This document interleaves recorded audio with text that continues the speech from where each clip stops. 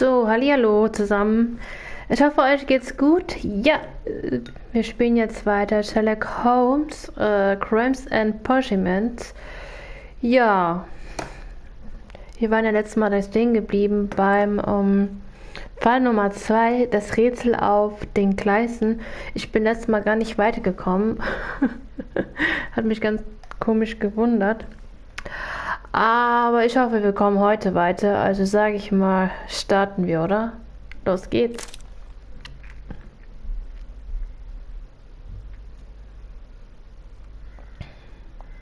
Ja, haben wir.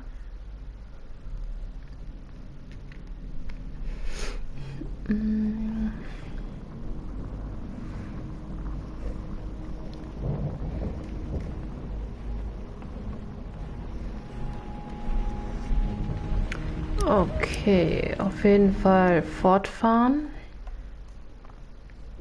Das Rätsel auf den Gleisen. Sie haben einen wichtigen Satz in einen Dialog verpasst. Kein Grund zur Sorge. Im Notizbuch finden Sie den Dialog. Okay, gut.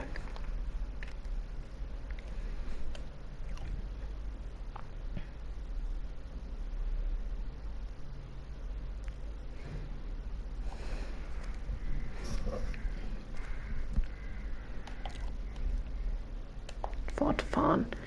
Gut. Also hier sind wir stehen geblieben. Okay.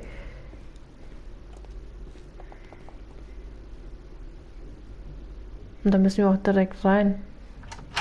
Krass. Please, sir, we would ask you not to leave. We have some questions. Are you the police? No, we are employed by the railway company. We are collecting witness statements about the train that disappeared last night. Lo siento, I'm in a hurry. Really? It seemed that you were waiting here for someone. Could you tell us if you were at the station last night? No, I just arrived from South America. A formidable journey, no doubt. Which country are you from? De Chile. Chile, okay. Gut, dann würde ich sagen, wir analysieren ihn mal. Kleinen Moment. Ich setze meine Kamera kurz nach unten. Ich bin gleich da. Weil sonst könnt ihr nicht die Sachen unten sehen. Gut, unten rechts. Okay. So, dann könnt ihr oben besser die Sachen sehen. Gut, eine sehen wir mal. Hier ist was. Kräftiger Körperbau.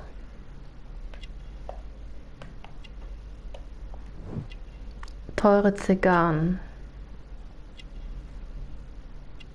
Was habe ich hier noch? Teure Kleidung.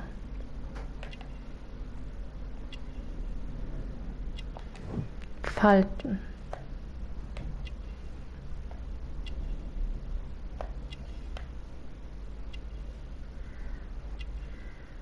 Was haben wir hier noch übersehen?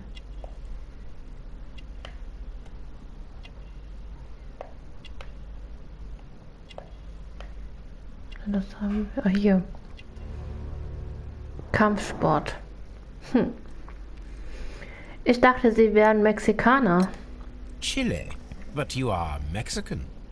No, you are wrong. Why would you think I'm Mexican?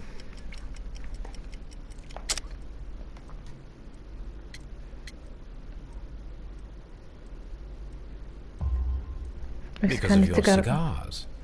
Sí, cigarrillos. So what? Those cigars are the Ricardo brand, from Mexico. It is quite impossible to find them anywhere but there. Pero not your business. Was machen Sie hier? Ups. Falsche Taste. Zurück. Nochmal. Was machen Sie hier? I don't suppose that you are on vacation. What business brought you here? I was to meet my fellow compañeros. Where did you arrive yesterday? They were on that damn train. I will stay here and hope that the authorities find them, or their bodies.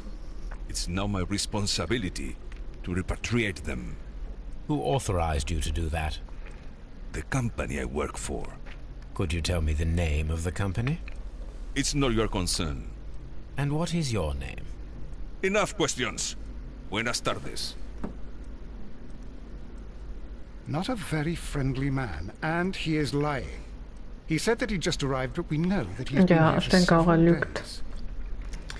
Er wollte einfach nur schneller aus der Sache raus. Gut, wir können jetzt, glaube ich, hier wieder was kombinieren. Und zwar, wir haben VQL. Okay. Hier haben wir was. Sabotage. Wir setzen das alles am Ende dann zusammen. Ich würde erstmal hier alles irgendwie zusammenfügen. Okay, geht nichts mehr. Gut. Würde ich sagen, wir schauen uns mal hier in... Hier waren wir eigentlich schon letztes Mal. Okay. Zigarettenstummel haben wir letztes Mal untersucht. Wie kommen wir zu seinem Büro eigentlich? Wo ist auch sein Büro? Hier oder wie? Ja. Aber wir haben ja alles schon geguckt. Pferdesport. Wir haben eigentlich... Telegraph. Okay, wir waren eigentlich schon hier in einem Büro. Newspaper articles on horse racing. Hurdle, steeplechase and flat racing. He is a true enthusiast, Holmes.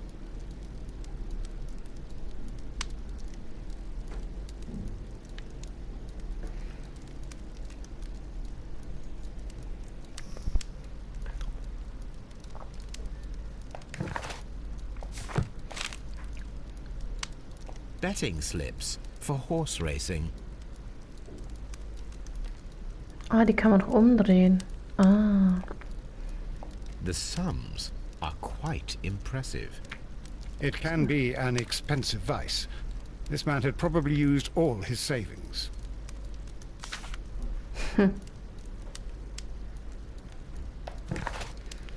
Gut, dann haben wir jetzt schon mal eine Sache wieder erledigt. A telegraph. Telegraph brauchen wir nicht. Was haben wir hier noch? Sonst haben wir hier alles, oder? Holmes, I don't understand.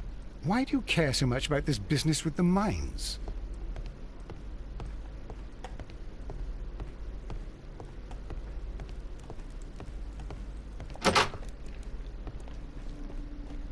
Wir sollten ja noch mal nach diesen Säcken. Ach, hier ist wieder derselbe Weg. Okay, also anscheinend kommen wir hier überall an. Was gibt es ja noch für Eingänge?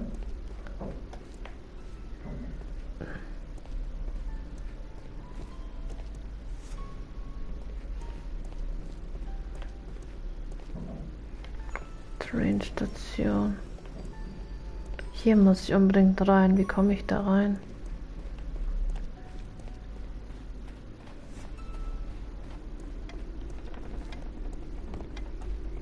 Ah, hier, okay.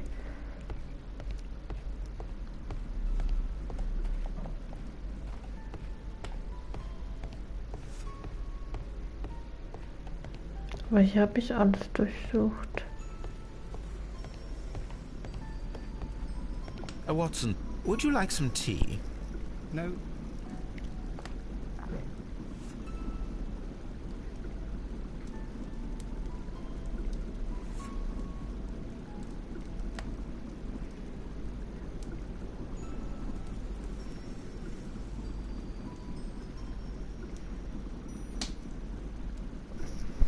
In den Gepäckraum.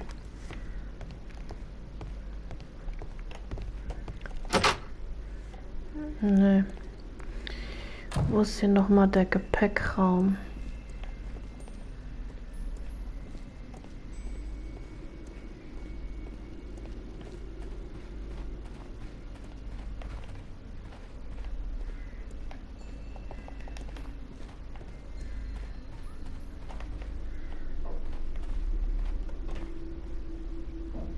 Können wir hier nochmal rein?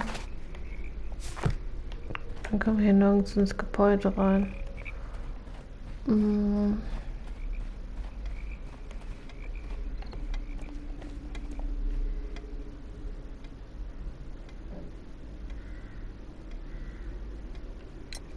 I observe that you are a gambling man, Mr. Duff. You had hoped that your relocation to this small town might have helped ease your addiction, but it was not to be. I beg your pardon? Addiction to what?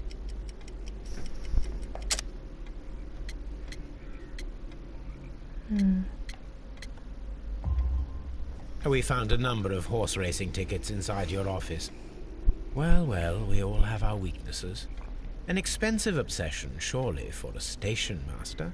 It is none of your business. I occasionally attend the races with my colleagues. And anyway, that's my private life. Goodbye, sir. You'll find nothing interesting here, I'm afraid. Okay, wir sollen hier auf der Gleise irgendwelche Weiche finden.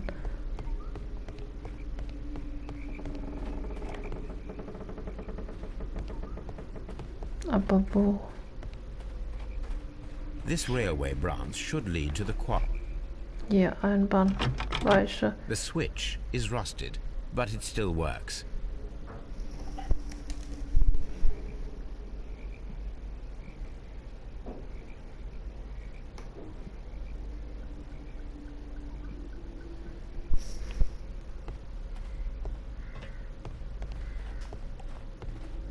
Was steht hier? The rail is rusted and looks old, but the railway is still usable.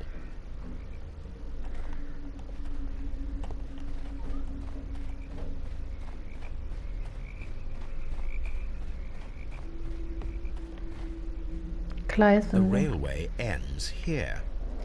That is strange.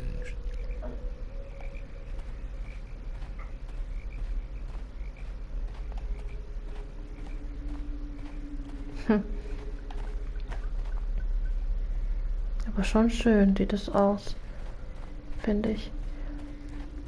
Gut, was haben wir für Hinweis bekommen? Telegramm. Nee. Nebengleis Steinbruch überflutet. Gut, das haben wir. Was haben wir hier noch zusammensetzen? Gestohlene Schienenstücke. Okay. Dann wieder neue Hinweise. Perfekt.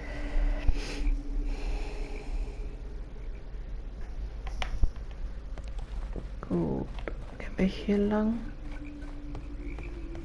Sind wieder ein Stückchen weitergekommen, Gott sei Dank, weil letztes Mal bin ich umgeirrt hier überall rum und wusste nicht, was jetzt zu tun ist. Naja, egal. Jetzt habe ich's. Gut, wir sollen jetzt wieder in den Wartebereich gehen. Ne, hier nicht. Was hier? Railway postbags. Hier ist noch eine Tasche. This postbag belongs to the station master. Ich glaube, die habe ich letztes Mal übersehen. Was haben wir hier? Briefe an Ehefrau. Okay. 7 Alpine Street, Besford, Nottinghamshire. Meine Liebe, ich bitte dich, mir diesmal zu vertrauen. Schon bald werde ich genug Geld haben, um die Hypothek auf das Haus abbezahlen zu können. Es ist nur noch eine Sache von wenigen Tagen. Du kannst natürlich weiter ohne mich in unserem Haus leben, wie du das wünschst. Glaube mir, aber bitte, dass ich dich immer noch liebe. Ich kann nur hoffen, dass du mir eines Tages trotz dem Unglück, das ich in den letzten Jahren über uns gebracht habe, verzeihen kannst. Gut, was haben wir hier noch? Brief an den Anwalt. The station master appears to have found himself in some financial trouble. Anwaltskanzlei Covell, Main Road, London. In Antwort auf Ihren letzten Mahnbrief möchte ich Ihnen versichern, dass ich sehr bald alle ausstehenden Ratenzahlungen für meine Schulden begleichen werde. Hochachtungswert Edward D. irgendwas. Das kann ich auch nicht mehr da sehen. Okay. Wir haben wieder Hinweise bekommen. Einmal Doncaster, Vorsteher und Geld und Telegramm aus Doncaster. Gut. So, wir sollten jetzt nochmal in den Wartebereich gehen. Wo ist der noch mal? Hier vorne, glaube ich. Ne. Warte bei der Luft. Train Station hier, glaube ich, oder? Ja.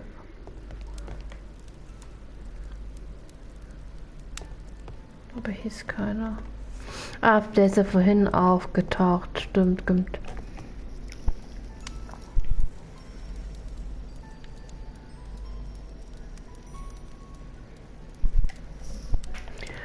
Gut, dann geht's zum nächsten Ort, würde ich sagen. Wir fahren jetzt zum Strand.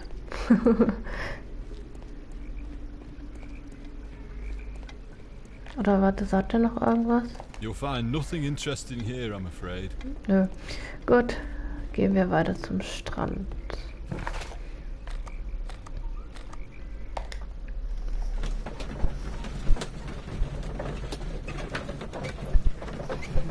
Mal gucken, was da auf uns wartet.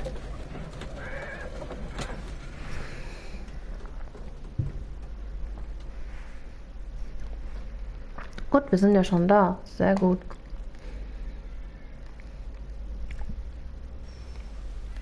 Gut. Hier sind auf jeden Fall Spuren. Spuren eines schweren These Fahrzeuges. traces were made by carriage. Look. Spuren abmessen. Okay. Nothing interesting here. Ist das zu weit oder was? So. Nothing in... Ja, lass mich doch erstmal drücken. Nothing interesting here. What? Nothing interesting here. Hä?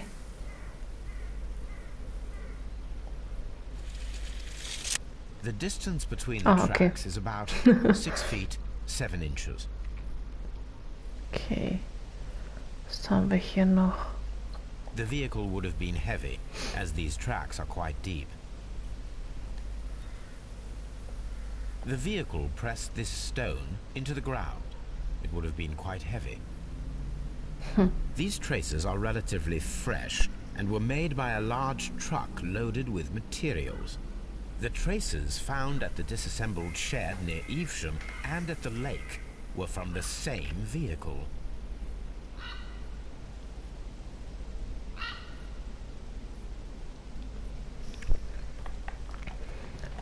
Gut, hier ist alles voll Matsch. Was haben wir hier? Kaputter An Wohnwagen. abandoned gypsy caravan. This Abfall. place was abandoned fairly recently.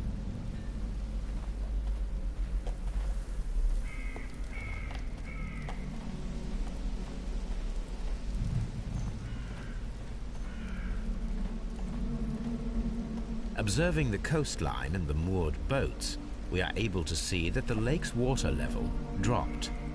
The lake has flooded the quarry. The dam was probably breached.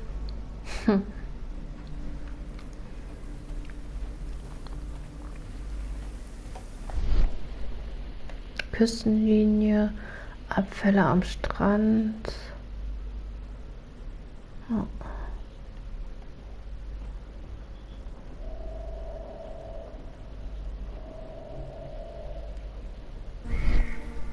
Metallplakette.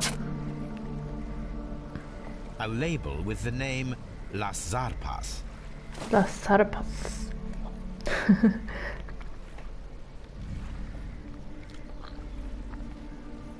Okay, Strand untersuchen abgeschlossen. Okay.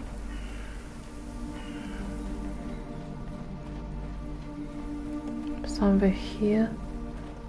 So eine Hütte. Das war schon.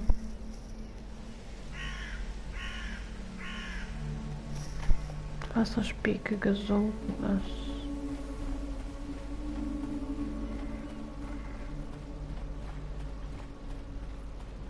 Können wir nicht hier hoch?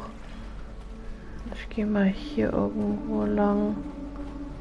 Kann man hier lang? Nö. Vielleicht können wir hinten auf die Brücke. Was haben wir hier? Seeausflug, Werbeplakat. An advertisement for lake cruises.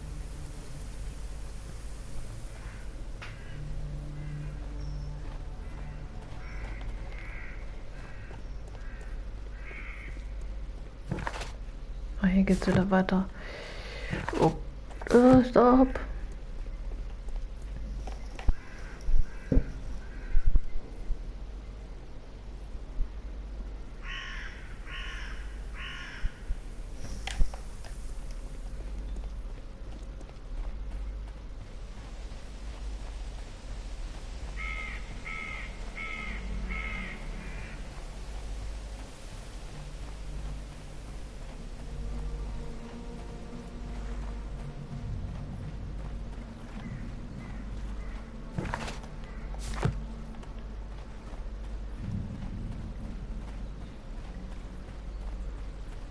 Habe ich jetzt hier alles durchsucht?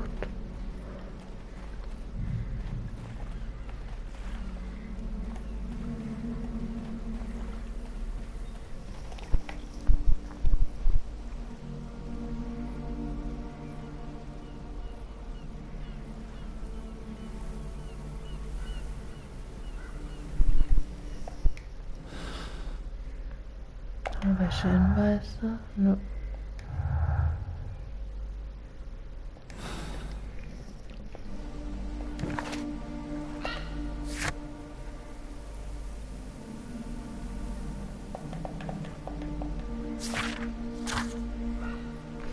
Eine recht teure Zigarettenmarke, die er raucht, und seine Kleider nach zu urteilen, ist der Mexikaner ein wohlhabender Mann. Ein starker... Ups. Hey. Was läuft denn jetzt hier? Why? Tabakgeruch umgibt ihn und sein strenger Atem deutet darauf hin, dass er zumindest in den letzten Tagen sehr viel geraucht hat. Seine Handrücken sind gerötet und voller Schwielen, was typisch ist für jemanden, der seit langem Kampfsport betreibt. Ja, ich habe jetzt, glaube ich, hier alles durchsucht. This place was abandoned fairly recently. Was habe ich? Abfall. An abandoned gypsy caravan.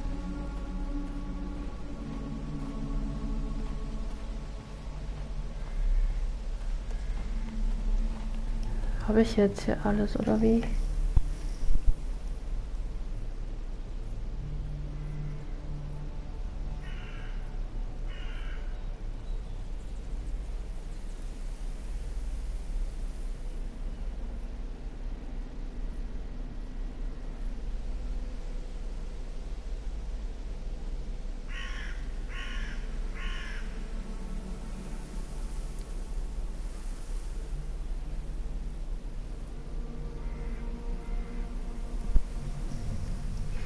Gut, dann setzen wir uns mal die Fälle zusammen.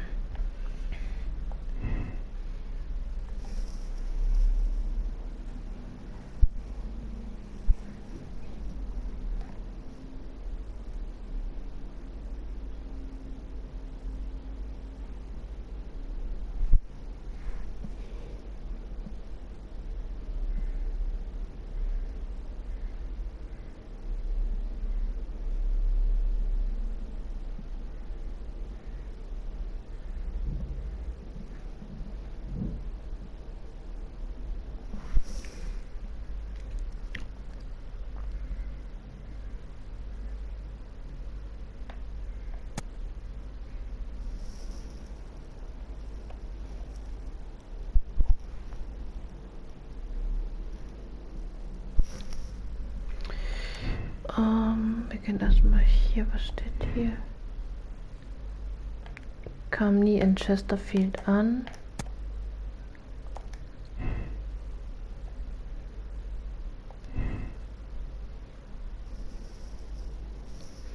Chilean an Bord gelassen.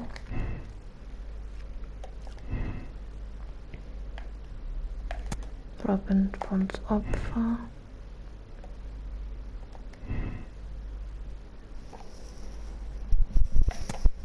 Der Mexikaner.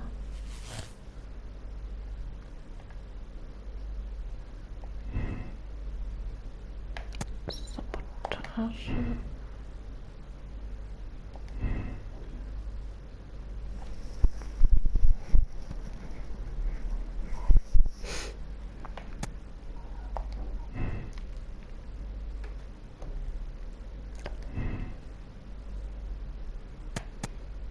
Er kam nie in der Caster an.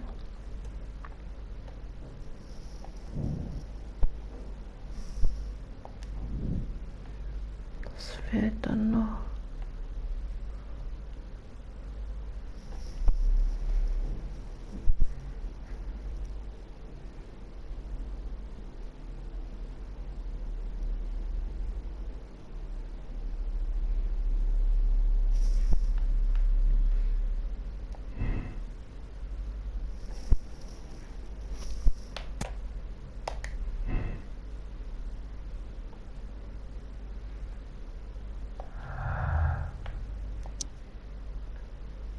Irgendwas fehlt noch.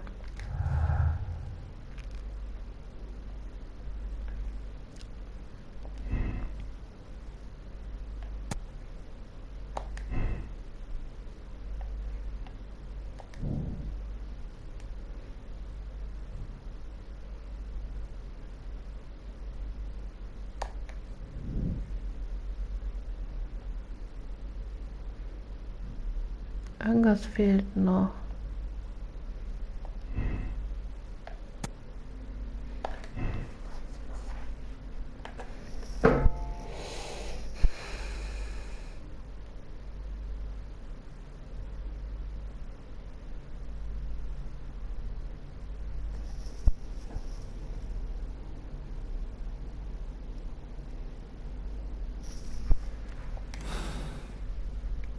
Okay, da fehlt leider noch irgendwas. Ich weiß nicht was. Wir gehen mal zu den Minen. Habe ich da irgendwas übersehen? Ich gehe überall noch mal nachschauen. Vielleicht habe ich irgendwas vergessen. Also dann kann ich dann Fahne abschließen.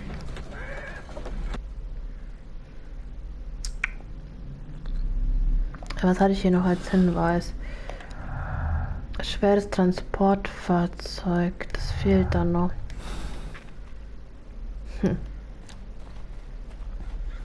Aber ich glaube, hier habe ich nichts mehr. Hier geht es wieder zurück. Was sagt er? All these trains and railway stations, Chileans, Mexicans, and Robinson with his prototype. Holmes, I'm utterly lost. Ja, das stimmt. Das ist ein Chaos pur. Ich gucke mir das hier alles nochmal an. Vielleicht habe ich hier irgendwas übersehen. Wenn nicht, ich muss dann nochmal zurück zum Bahnhof. Hier habe ich auch, glaube ich, alles durchsucht. Ich mache jetzt kurz einen Schnelldurchgang und schaue mir nochmal alles komplett an. Ob ich hier irgendwas übersehen habe. Nee, hier ist auch nichts. Schweres Transportmittel, aber da habe ich ja nichts.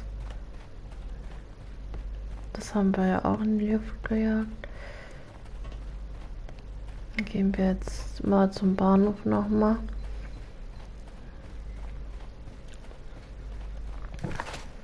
Bahnhof Strand haben wir auch. Eisenbahn Abweiche.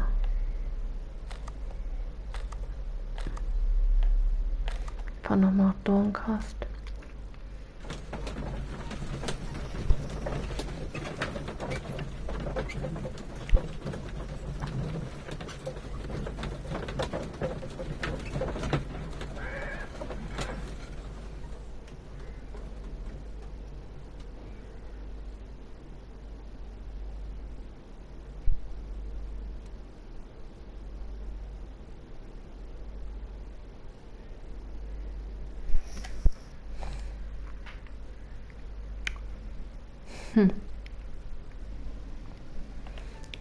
Gut, dann schauen wir uns nochmal hier um.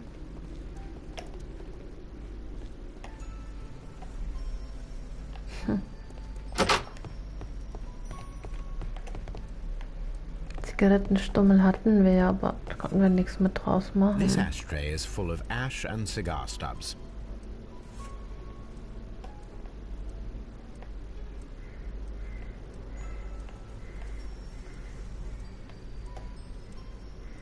This ashtray is full of ash and Ash. a greenish. Das haben wir alles schon. That means Well,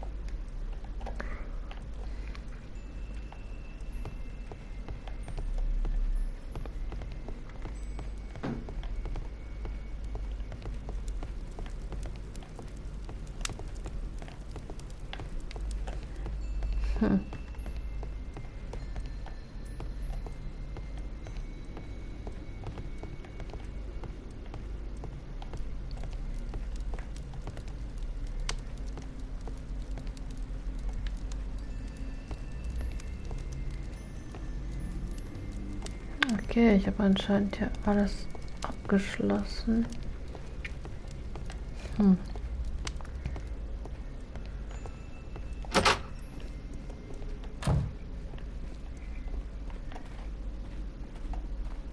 Oh, hi Watson.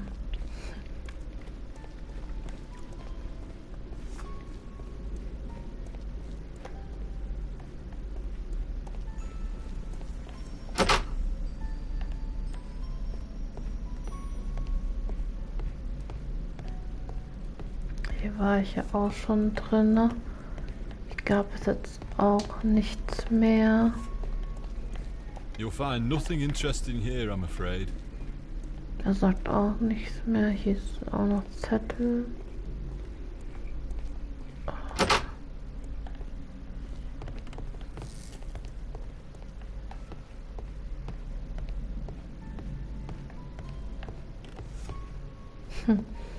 Tasche habe ich auch alles.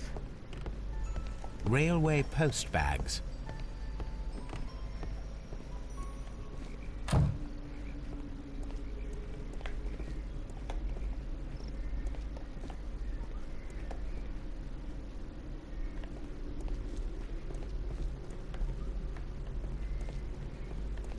Okay, hier habe ich auch alles schon.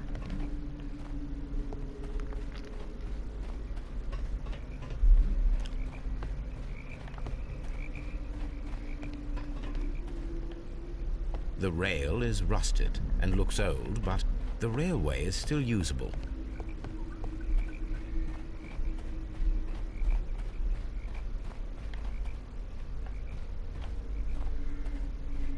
All these trains and railway stations, Chileans, Mexicans. The railway ends here. That is strange. Hier habe ich auch alles. Das ist echt eine gute Frage. Was ich hier übersehen habe. Eisenbahnweiche. Prelington, Chesterfield. Gehen wir kurz nochmal nach Chesterfield. Ich muss halt alles nochmal durchgehen.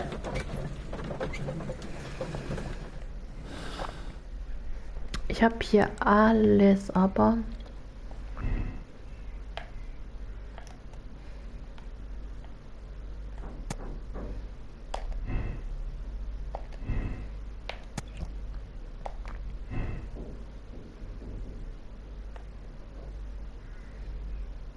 irgendwas passt denn nicht.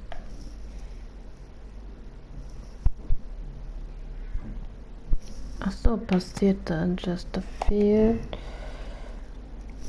Okay.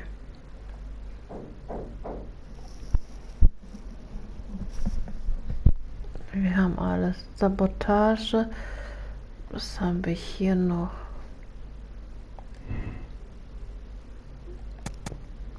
Passierte.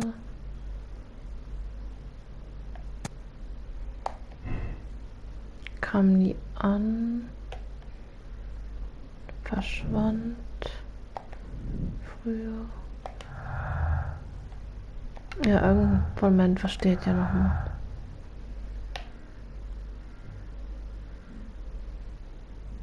Aber was?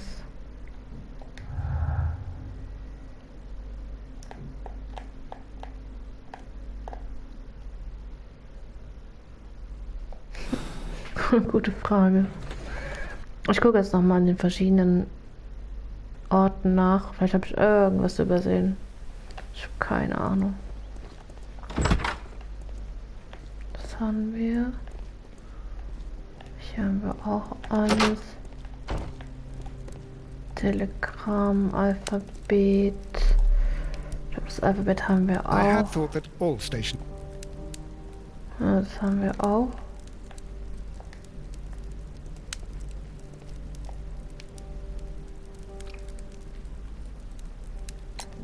You have quite a number of dirty tools lying around here. Ah, yes. Well, thank you for reminding me. I should clean them. Although, might be easier to put them outside. Seems it might start raining soon. I meant, what were they used for? Some workers come here and borrowed them from me. They wanted to lift the edge of the railway to one of the stations on the line, so that the water wouldn't come in too close. Okay. Arbeiter. Who were these workers? Well, they didn't seem to be from the company, but they was fine lads. They invited me to share a drink. And whatever it was, it had a kick to it. They wasn't English. No, I don't believe so. But see, they knew just what a man needed to brighten up his dull evening.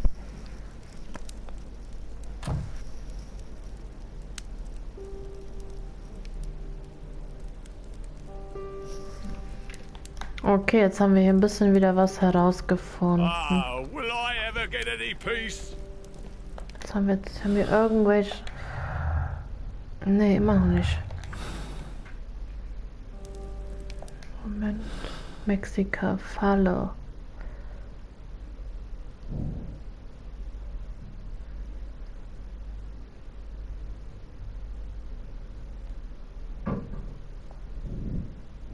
Mhm.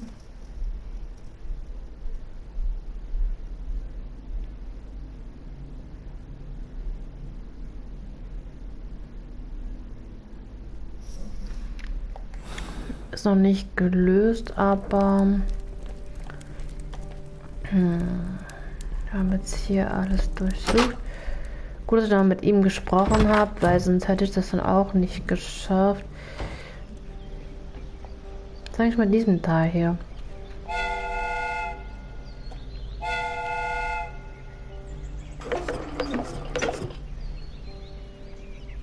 Fährt nicht los.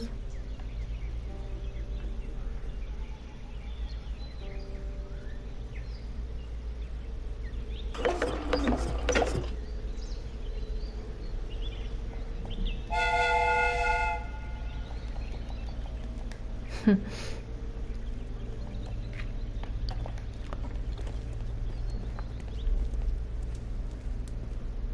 gibt es auch nichts mehr. Okay.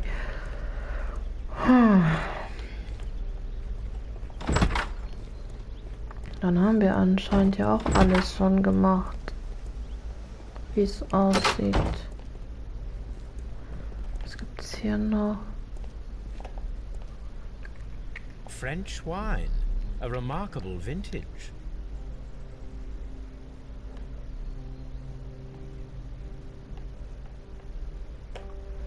Okay, hier gibt es anscheinend auch nichts mehr. All these traits. What then? Please go to on site. Ja, die andere Seite raus. Gut, dann würde ich sagen, gehen wir noch mal nach links zurück. Was sage ich mit dieser Kutsche hier? Nichts Offenbares. Fahren wir nach Doncaster zurück, oder wo war das? Everstown. Ne, Doncaster.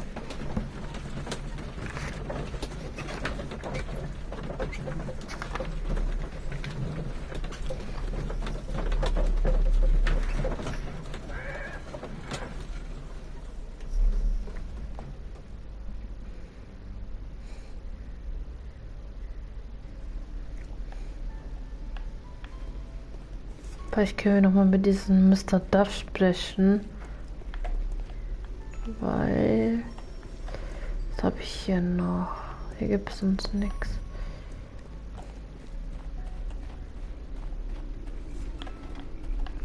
Weil hier kann ich ja nicht rein. Hier ist ja alles zu. You'll find nothing interesting here, I'm afraid. Ach Gott. Was habe ich hier übersehen? Habe ich irgendwas falsch kombiniert hier?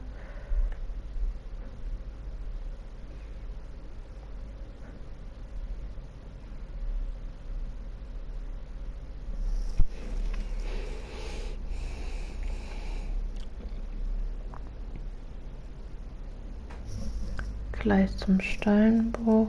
Trefft eure Entscheidung. Okay. Kam nie in...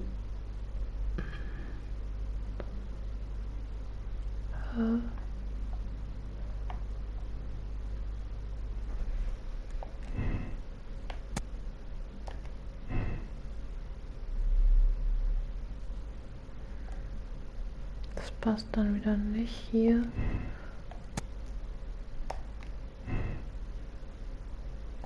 Ja.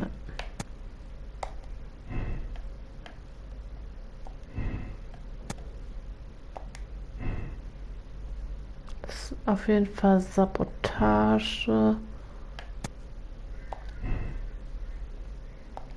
Könnte gesunken sein.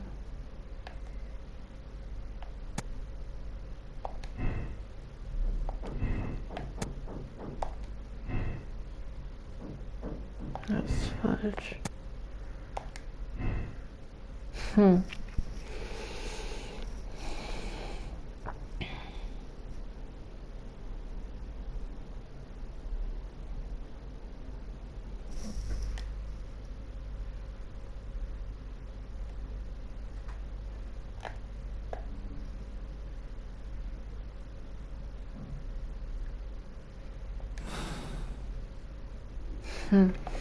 Irgendwas fehlt, ich bin mir nicht sicher. Oh Mann.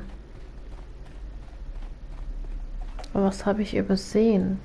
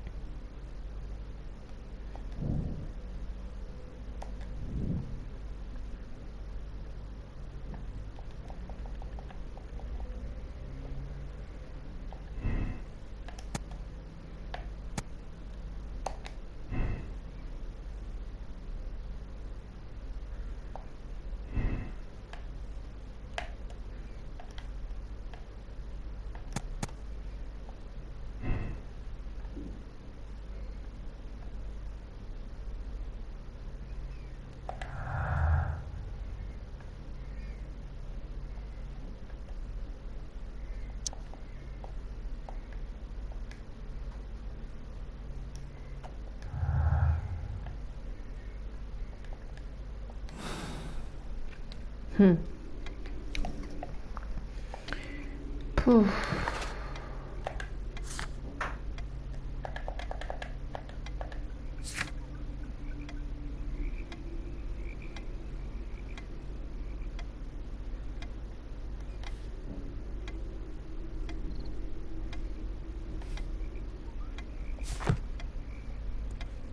You'll find nothing.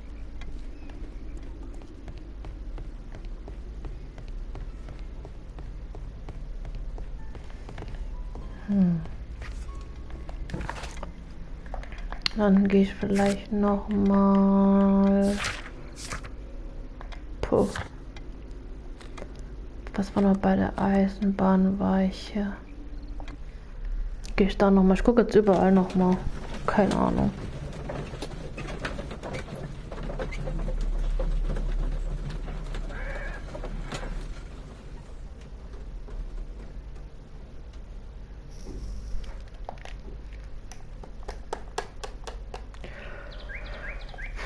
Okay, hier ist diese Eisenbahnweiche.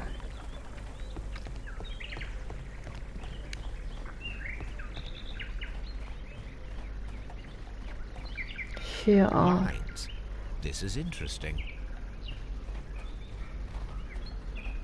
Was gibt's hier noch?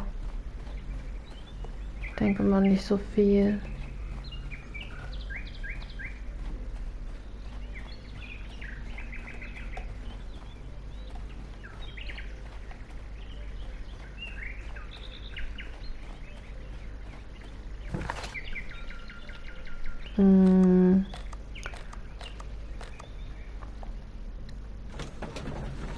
Was ist eigentlich dieses Ave-Song?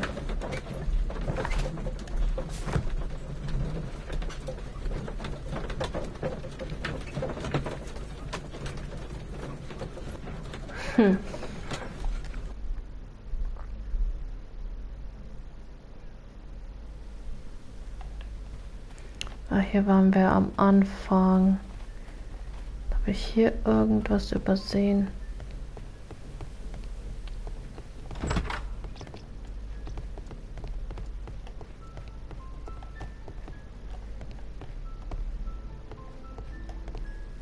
Telegramm.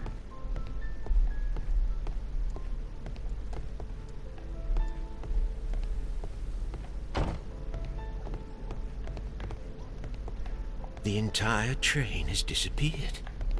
It's a disaster.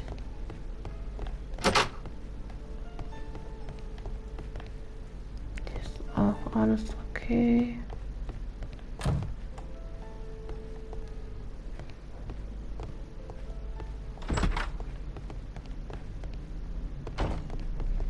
Hier ist auch alles okay.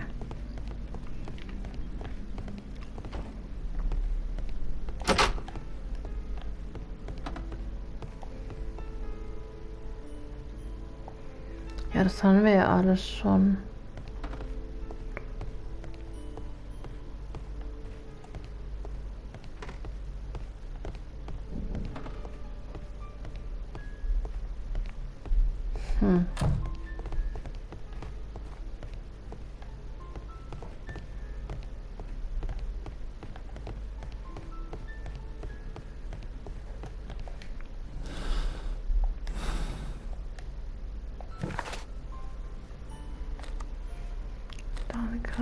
Strand. Ja, am Strand waren wir, aber schweres Fahrzeug.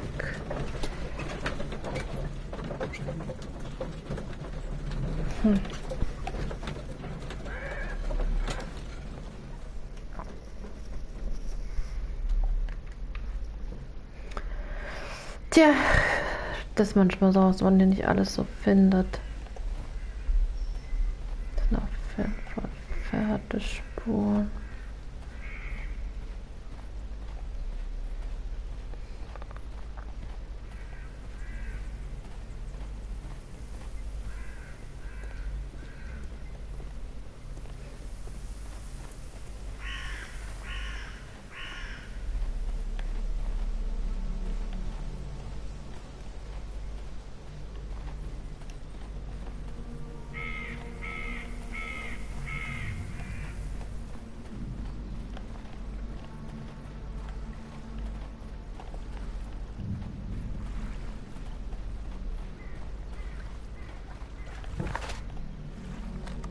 Gibt's auch nichts mehr.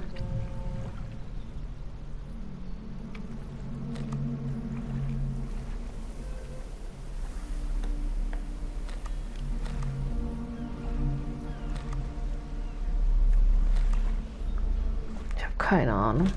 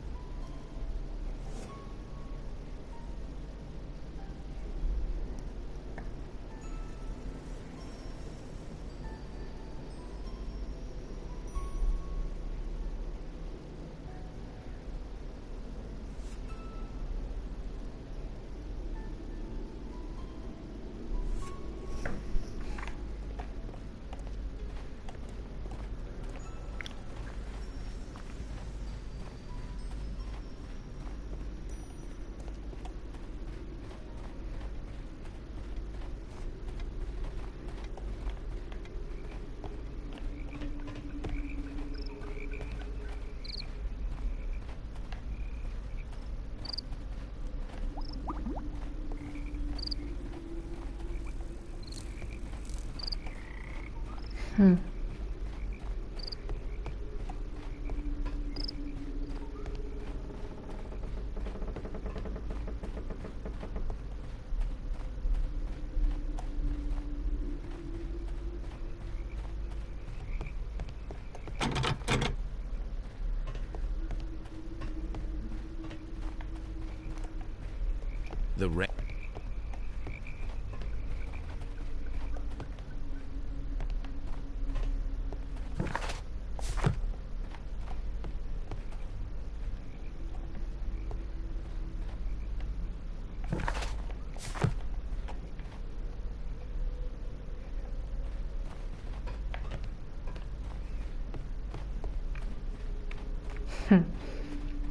Das ist echt komisch.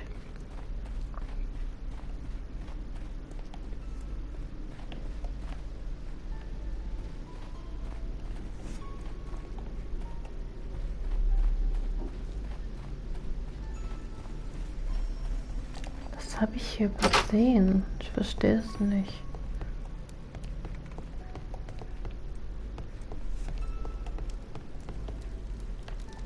Ich habe hier alles durchsucht.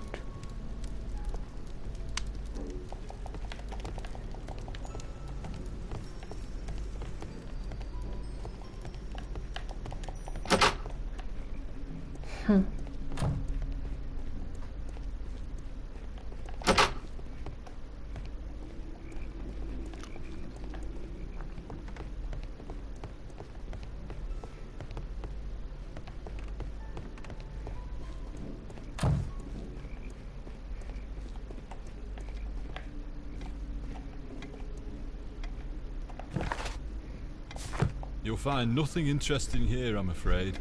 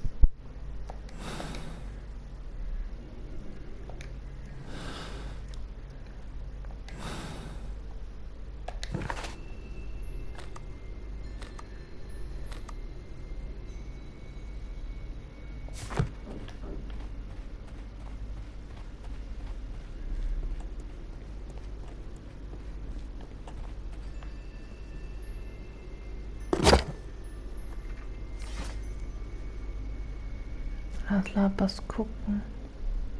My search should be focused upon the name Las Zarpas. My search should...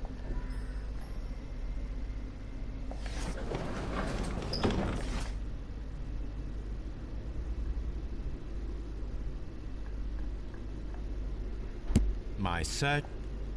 My search...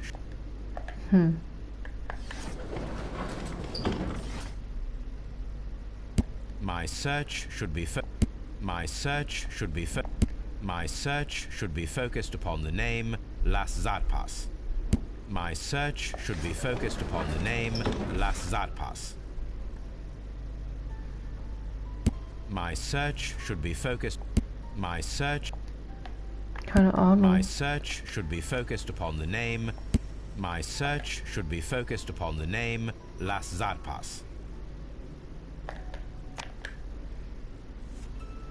My search should be focused upon the name Las Zarpas.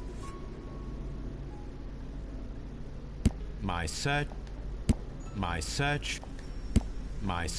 should be focused upon the name Las Zarpas. Ach, hier. Die Barken von Las Zarpas sind die erste Wahl, wenn es um den Transport von schweren Gütern geht. Die Marke Las Zarpas gehört dem mexikanischen Konstruktionskarakal, das in den Bereichen Spedition, Elektrizitätsdienstleistungen und Bergbau aktiv ist. Here it is.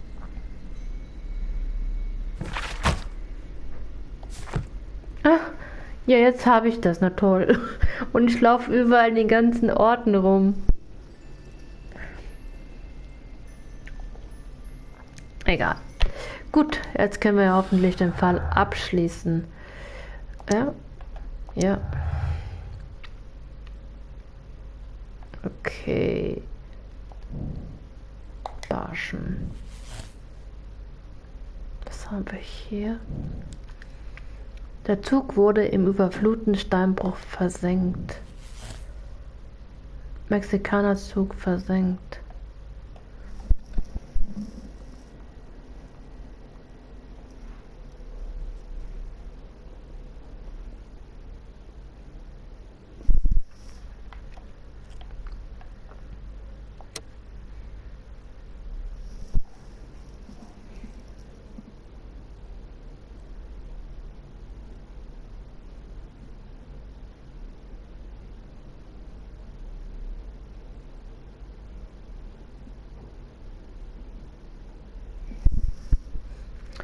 So, blinde Justiz. Das Verbrechen der Mexikaner an den Chilenen hat viele Leben gekostet. Kontaktieren Sie Landstreet, damit die Polizei laut und schnell ihre Arbeit machen kann, selbst wenn es zu einem internationalen Konflikt kommt. Sache der Politik. Solch ein krimineller Organisations man nicht frontal an, sondern Fingerspitzengefühl. Lassen Sie mir Problem lösen und wenn er dafür Sie benötigt und für einen Zwecken ausnutzen dürfte. Man gerne für die Chilenen und versenken die Züge in den überfluteten Steinbruch, damit keine Spuren von ihrer Tat zurückbleiben.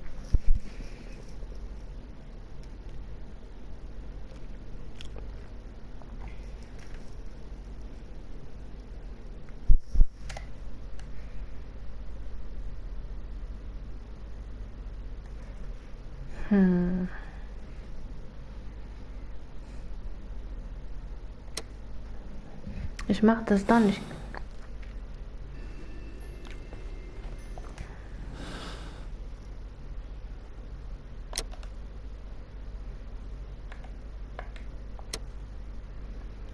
Ich gehe jetzt kurz zurück. Ich gehe jetzt nach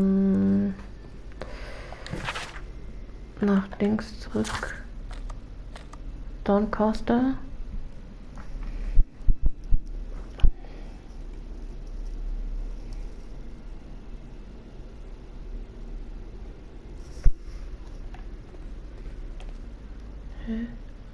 Bin ich in Doncaster? Okay.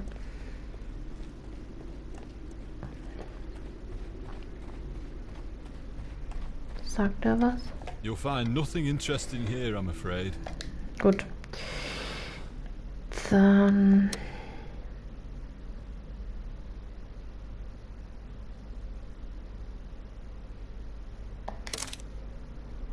Ich hoffe.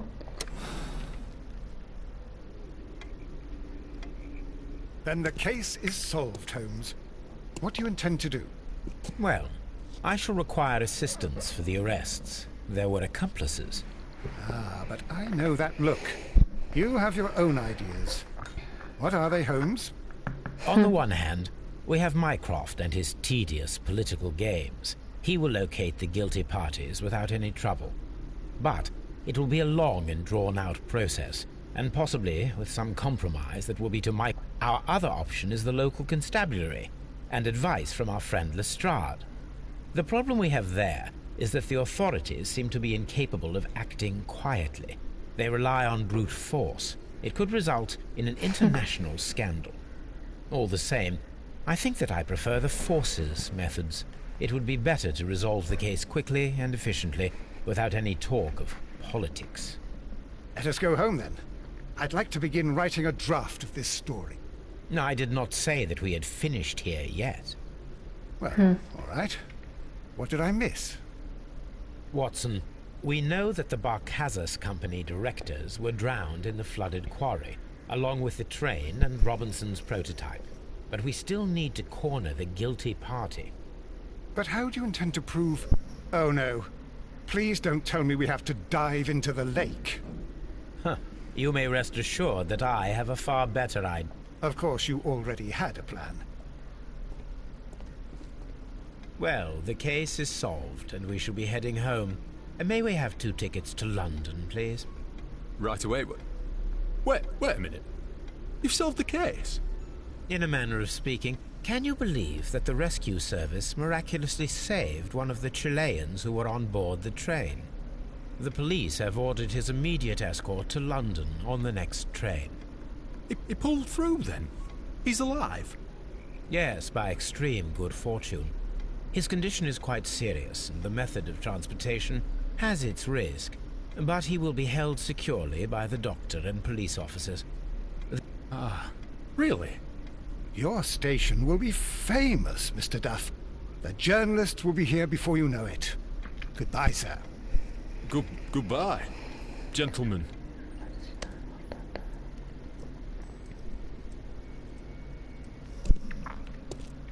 Ah, ich habe, glaube ich, vielleicht richtig. Ich habe es gerade noch mal kurz gelesen. Jetzt heißt es, ich muss richtig treffen, sonst keine Trophäe.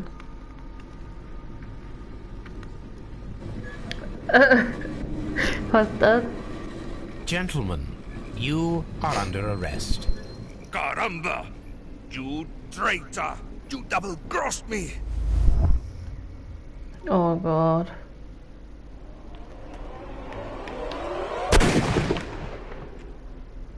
Was?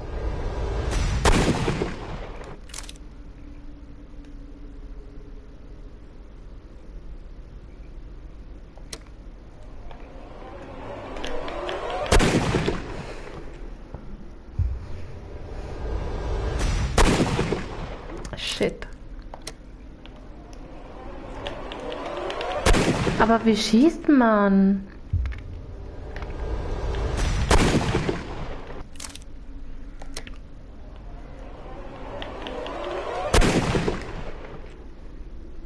Hä?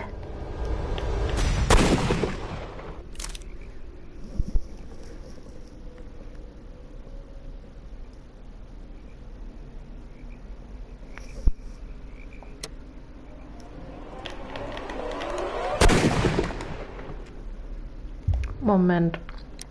Einstellung. Gameplay. Und so wird gespielt. Wie schieße ich denn? Rennen, Talent aktivieren. Aktion ausführen.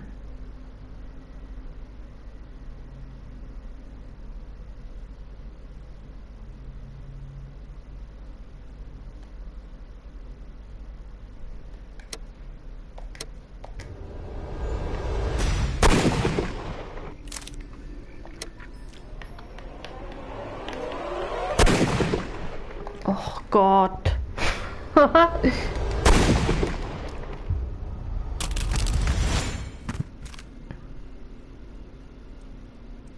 dreadful. 2 dead bodies. What a terrible ending to such a great case. There, my dear fellow. It is all right. You did your best. Nein, ich will das Ende nicht haben. Ein anderes auswählen.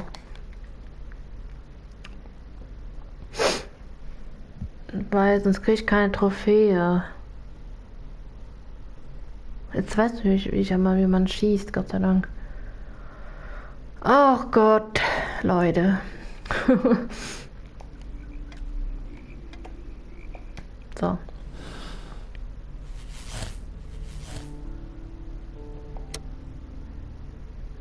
Ja, das will ich machen.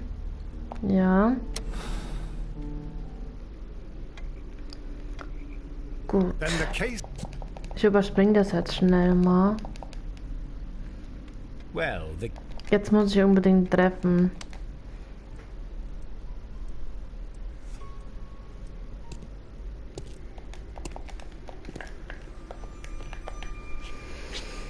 Boah, jetzt muss es sitzen.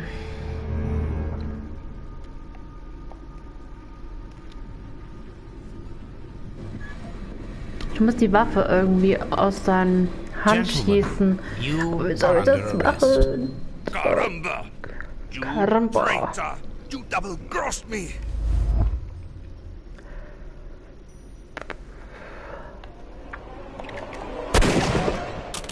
Yes. Jetzt müsste ich's haben. Good Jawohl. shot, Watson. Ich habe die I always Trophäe. knew you were a talented marksman. Geil. I didn't want another life lost in this case, Holmes. Oh my god! I thought I was a dead man. You shouldn't be so glad about it. You'll be up before the judge. Your testimony will be of great importance to the investigation. I would remind you that your cooperation will be the best way to ease your sentence. Oh, ich bin so froh, By jetzt the habe way, ich das Watson, geschafft. would you be so kind as to give me some shooting lessons later on? Yes, but not in our sitting room, and not with you wearing a blindfold.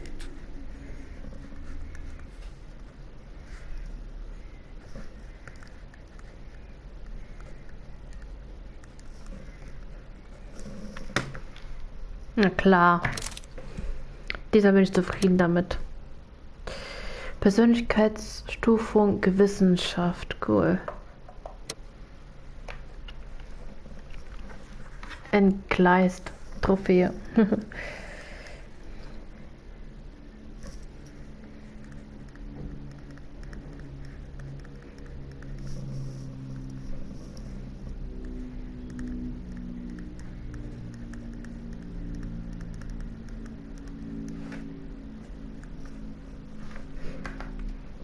Gut.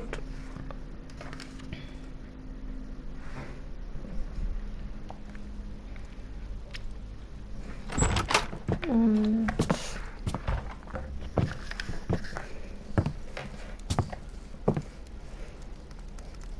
Holmes, what happened? I feel deathly. And you look it. Let me examine you. Please don't tell me that you've returned to your old habits.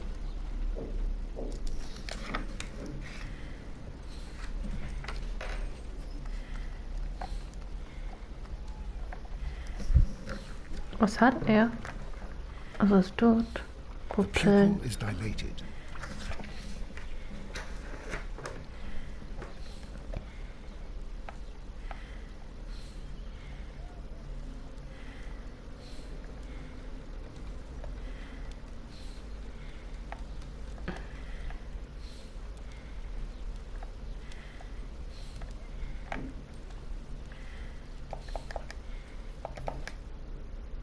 Was müsste er ja machen? The pupil is dilated. The temperature appears to be normal. I need to concentrate and count the heartbeats.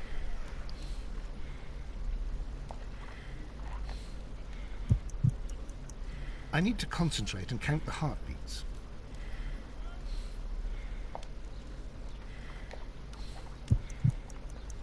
I need to concentrate and count the heartbeats. Was?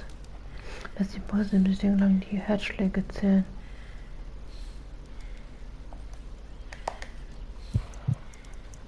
I need to...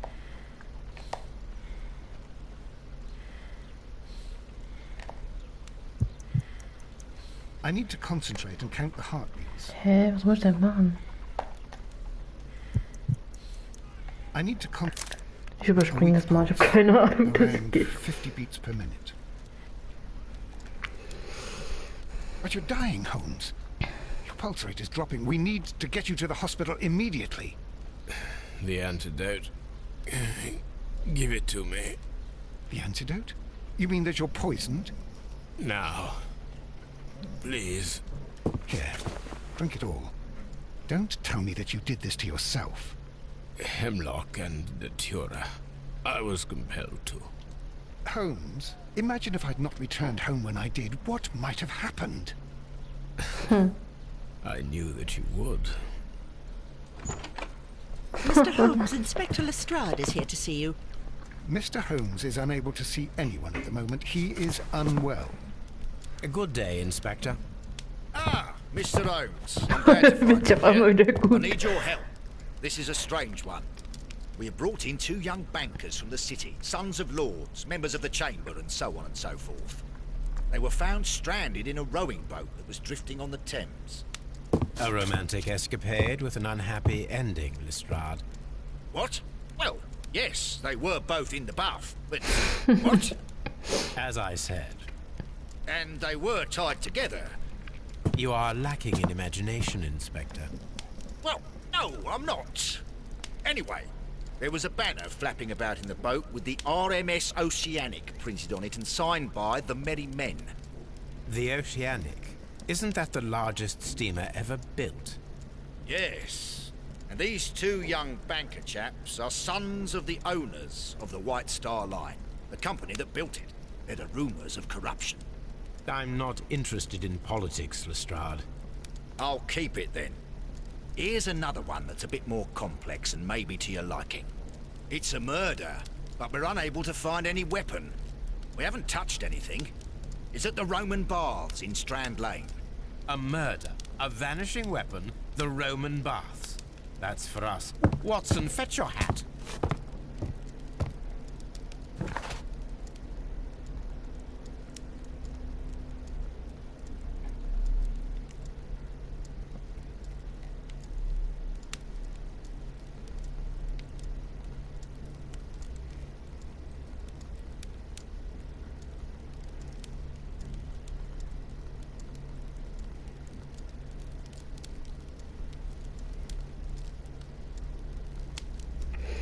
Gut, wo müssen wir jetzt hin?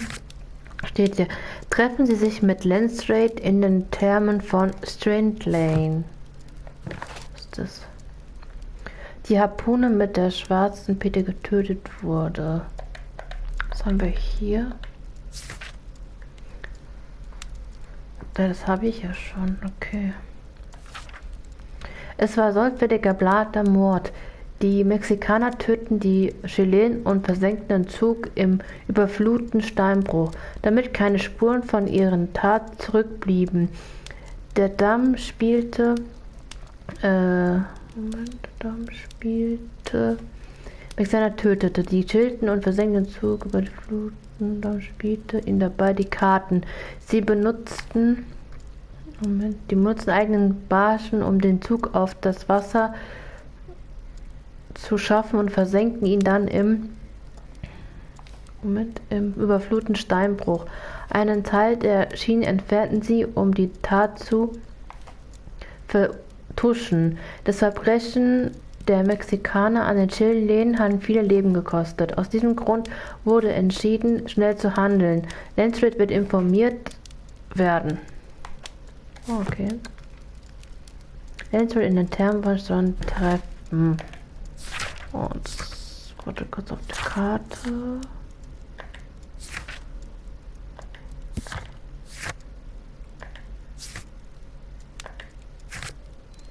Okay, wir müssen jetzt hier hin.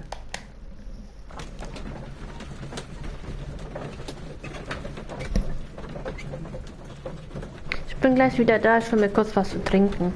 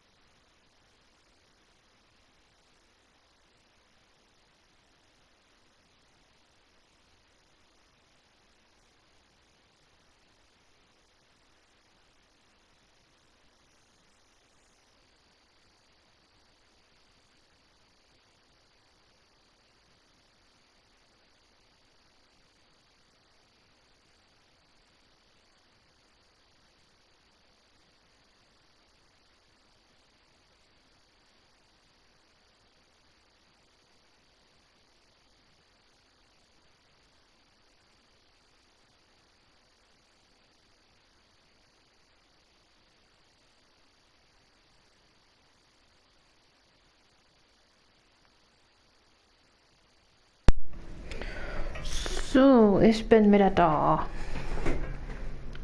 Gut, dann machen wir jetzt weiter. Wir sind jetzt hier in Lemon Street.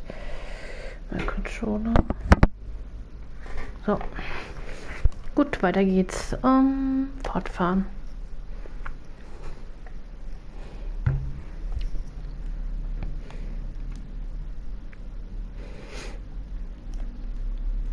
Hallo? Jetzt, ich dachte schon, was ist jetzt los?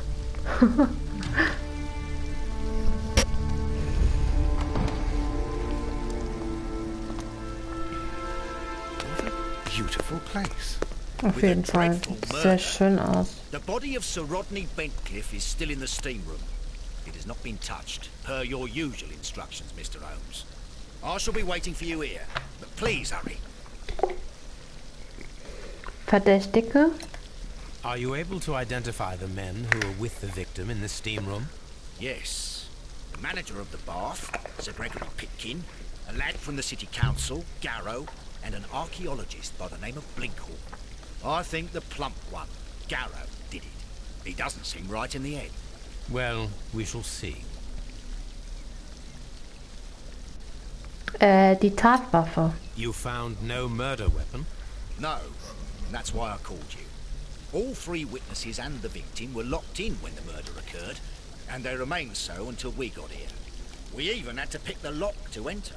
I see. Und die Zeugen? Was there anyone else here, apart from those gentlemen in the steam room? Yes, a Mr. Phillips. He was the one who called the police. He'll be able to give you more details.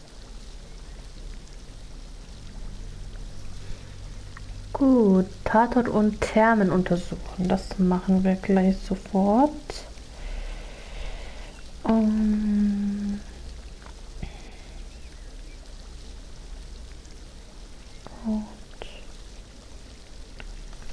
Gut, dann würde ich sagen, gehen wir mal um die Runde. So, hallo Mr. Phillips. Good day to you, Mr. Phillips. My name is Sherlock Holmes, and this is my colleague, Dr. Watson. Would you be so kind as to answer our questions? Certainly, sir. Ich will ihn erstmal kurz analysieren. Gut. Leichte Falten.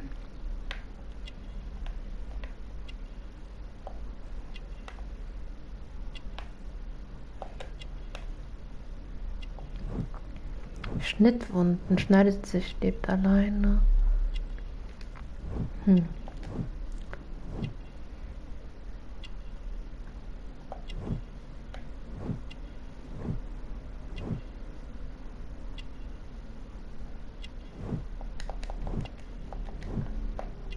Was haben wir noch?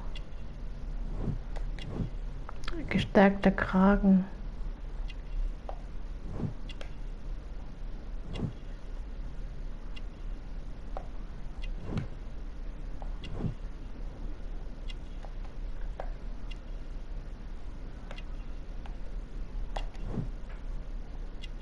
Manchester City.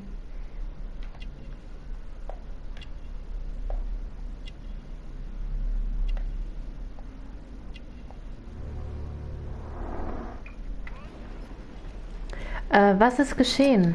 Please tell us the chain of events from the start of your day. Everything that you can remember. The slightest detail may be of importance. Very well, sir.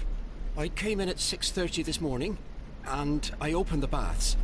I made sure that the room was clean, and I prepared the towels. The brazier was still burning. There was a fire burning all night. Yes, Sir Gregory ordered me to light the brazier yesterday. It takes some time until the room is fully heated. The gentleman had a meeting at 9 o'clock this morning. I wanted everything to be perfect. They'd been in the steam room for 20 minutes when I suddenly heard shouting. I ran to the door, but it was closed. I couldn't open it. So I ran out to the street to call for the police. One constable came up, and then there were others, and they picked the lock. Then Inspector Lestrade came along, and he told us that nothing should be touched. Gab es andere Besucher? Did you receive any other visitors this morning? No one. until these gentlemen arrived. Sir Gregory was the first.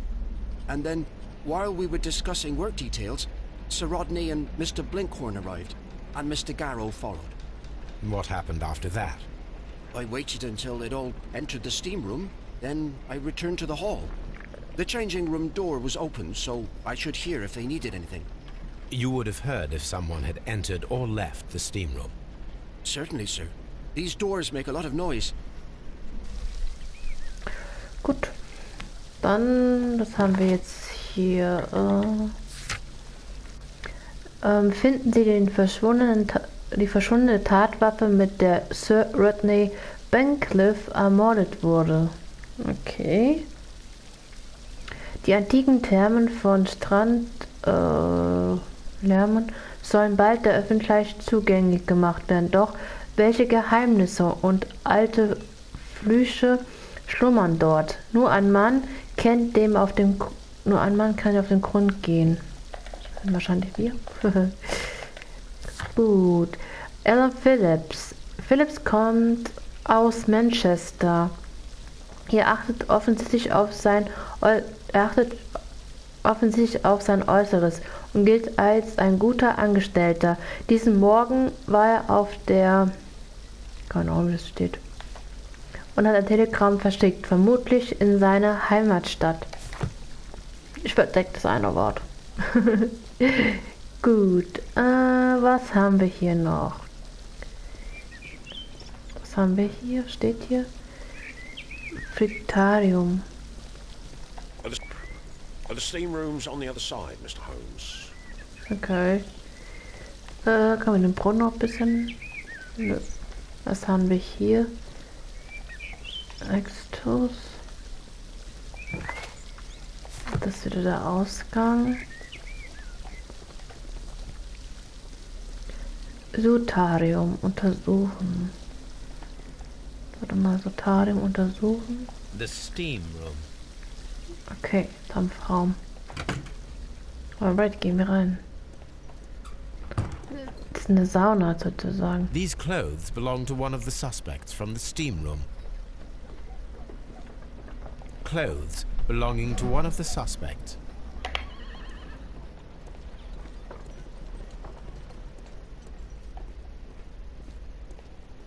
Expensive clothes belonging to one of the men from the steam room. Champagnerflasche. Champagne for a special occasion.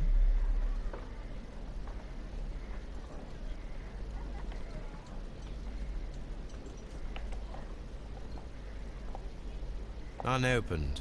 It was intended to be enjoyed after the steam session.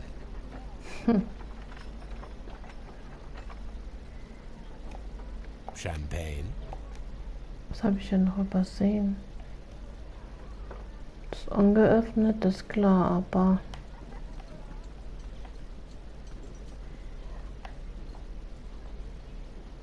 Da habe ich alles soweit.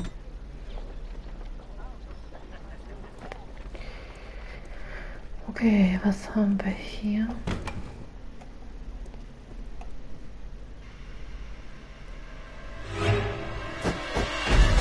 Oha.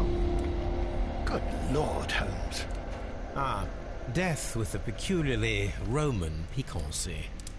Like the one you almost had an hour ago. Let us forget about that. Okay. Leiche untersuchen.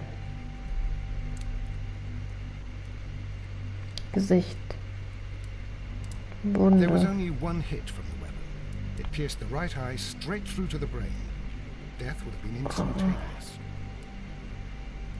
Hört sich sehr schmerzhaft an.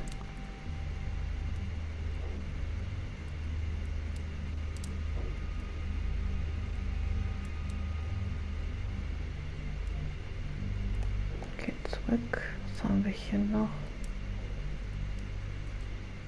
Blut. The wound should not have bled so profusely. This pool is rather large.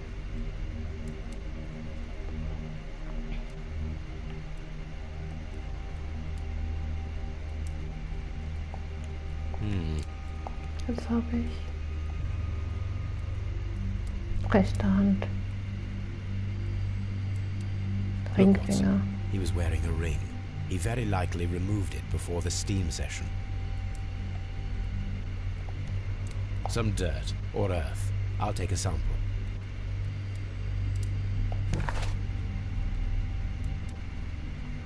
Eine Probe des Schmutzes, der unter Söhne Fingernägel steckte. Some dirt or... Gut.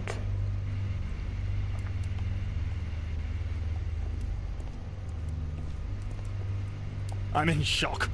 I don't want to talk. It's horrible. I can't talk at the moment. Das kann ich verstehen. It's horrible. So Rodney is dead. Can't we speak about it somewhere else? Ja, das glaube ich auch. Kohlenbecken. The brazier is still burning. The heat here is extreme. It is too hot. I cannot reach into it. I will need something to pick up this melted metal.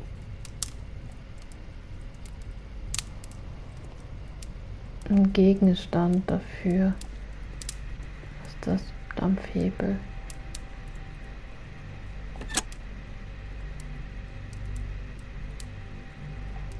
With the steam on, I'm unable to see even a few feet away.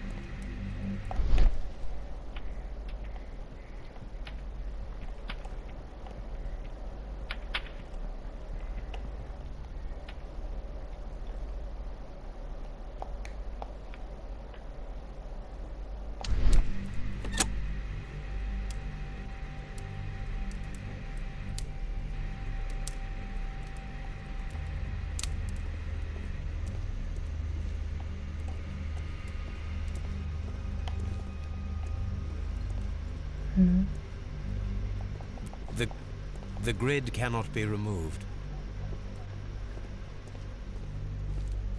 Mr. Holmes?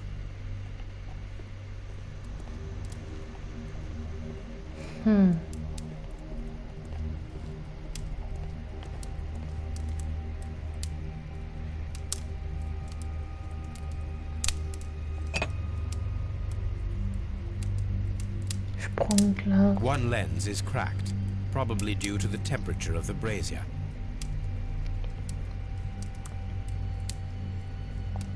These lenses are for myopia. The wearer is short-sighted.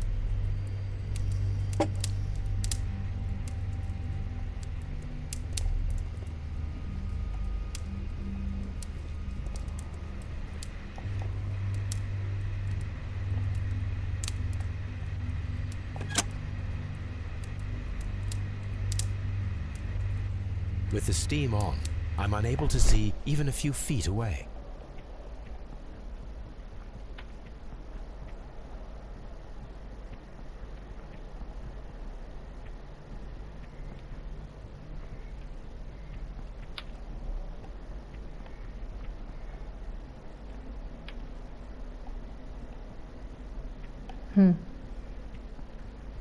Ich sehe bis jetzt nur einen Hebel.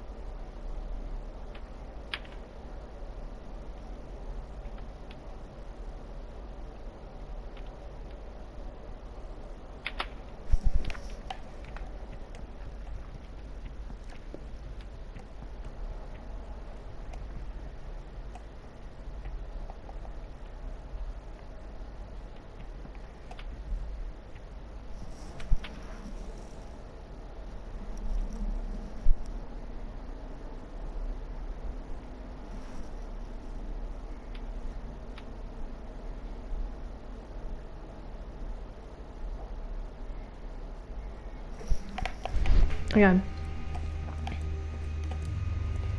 Wir machen das jetzt nochmal an.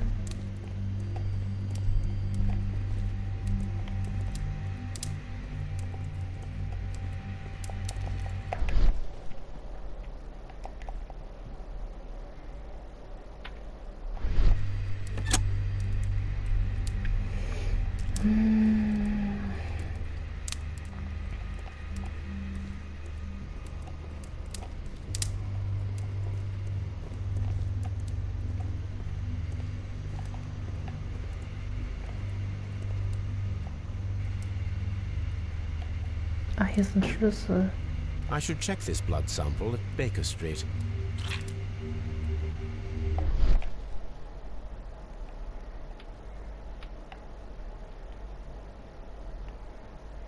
This key was covered in blood. I should ask Phillips about it.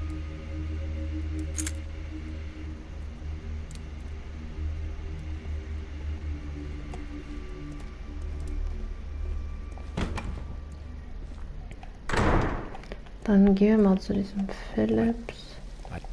I cannot leave until I have seen the body. Ja, ich habe ihn doch angeguckt. Was fehlt denn hier noch?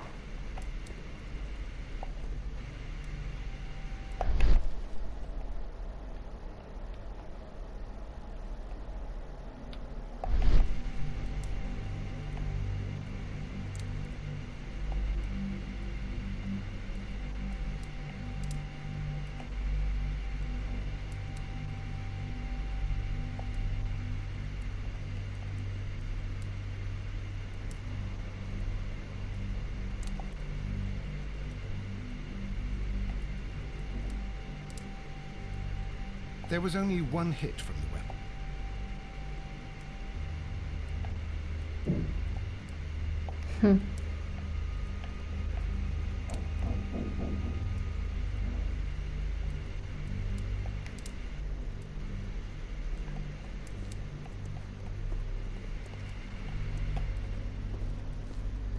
Mr. Holmes?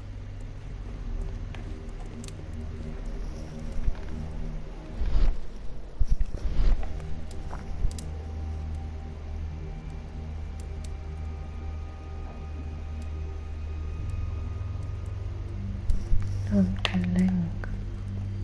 Aber ich habe hier alles geguckt. The wound.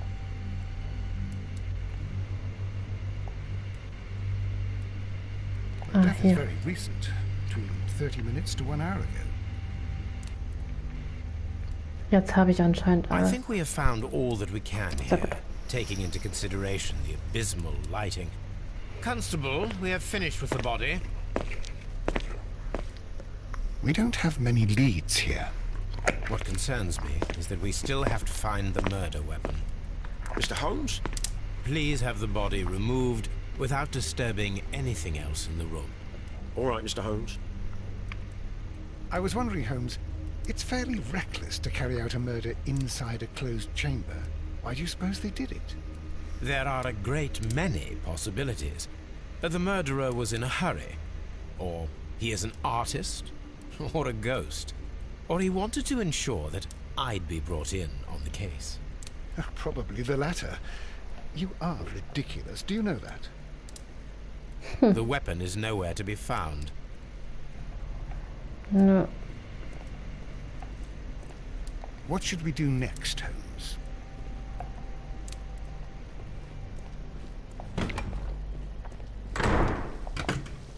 Wir brauchen irgendwas, dass wir, das aus dem Ding, so ein Teil. Die Schlüssel zum Dampfraum. How many people have keys to the steam room? We have just the one key for now, which Sir Gregory gave to me. So, this morning you opened the steam room, and then? I put the key inside my desk, but when they called, I couldn't find it. It had disappeared. I don't know where it is. Did you leave the baths at any time, or receive any visitors? No, sir. I did not.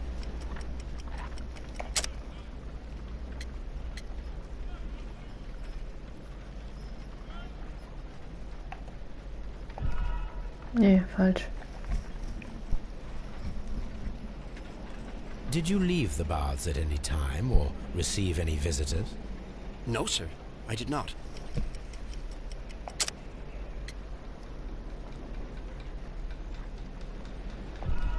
Hä? Ah, Blutprobe. Ah, shit. Did you leave the... No, sir. I did not. Blutprobe, glaube ich. What? Hä?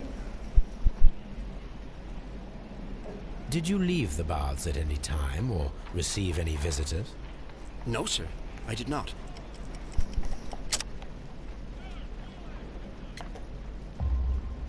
You are not Okay, telling the truth, Telegram. Mr. Phillips. You left Oh. your work this morning and you went to the post office, where you dispatched a telegram at around 7:30. Ja, But how das could letzte you- Antwort No, noch, die frisch The geblieben ist. telegram was for someone in Manchester. Mr. Holmes, it's important. I'll tell you everything. I left the baths at 7:20. My sister wrote to me yesterday, and she needed a reply, or our mother is unwell. I was away for 20 minutes, and I closed the baths on my way out. Did you receive a reply from your sister? No, she wasn't meant to. I just told her to pawn my old school uniform so that she could pay for the medication. Did you check to see if the key was still in your desk when you returned? No, I didn't. Please, Mr. Holmes, don't tell the police about this. Sir Gregory would give me the sack. I need this job. I see. Gut. Was ist jetzt als nächstes? Kann man jetzt hier rein? Yep. Oh, schön. Sir Rodneys Büro. This area serves as Sir Rodney Bentcliffe. This area serves as Sir Rodney Bentcliffe's workshop. Schauen wir uns hier mal um. Sieht gut aus.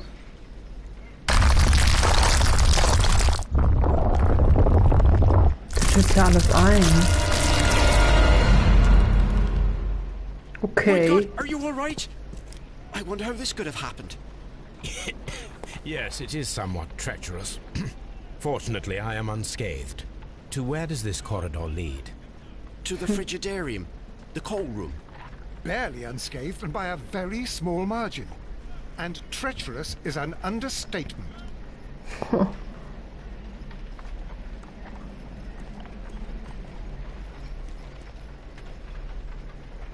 Those stones Trümmersteine. weigh tons. We won't move them. It does not matter. If our investigation requires it, we shall ask for them to be removed. Okay.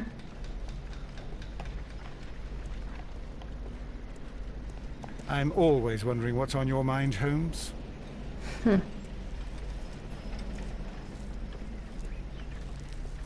This area... Können wir nicht hin? Okay. Mhm.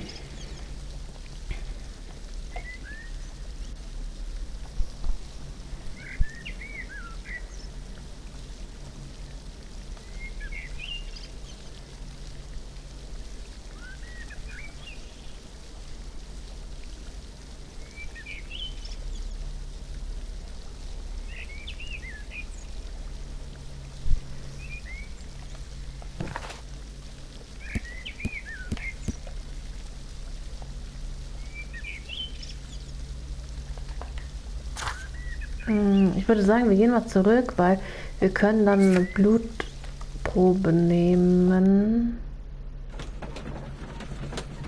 Geht das in sein Atelier?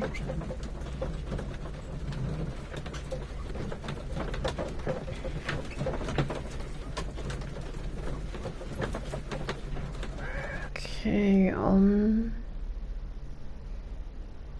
schauen wir mal.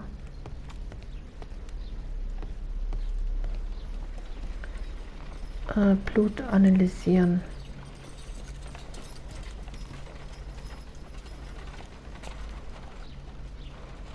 Alles eigentlich.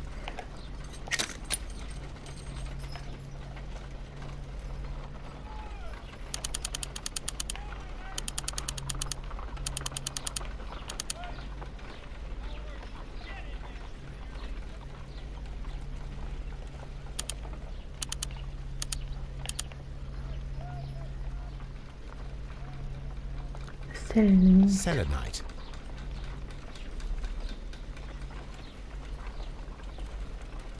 Selenite. Pyrite, otherwise known as fool's gold.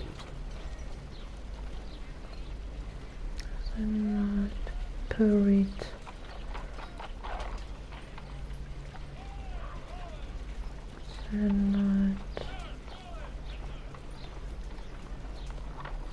Pyrite, otherwise known as fool's gold.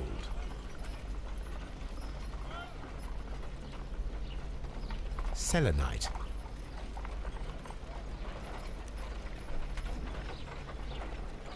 Ach, hier, Partikel von weißen White clay Toderde. particles. Interesting.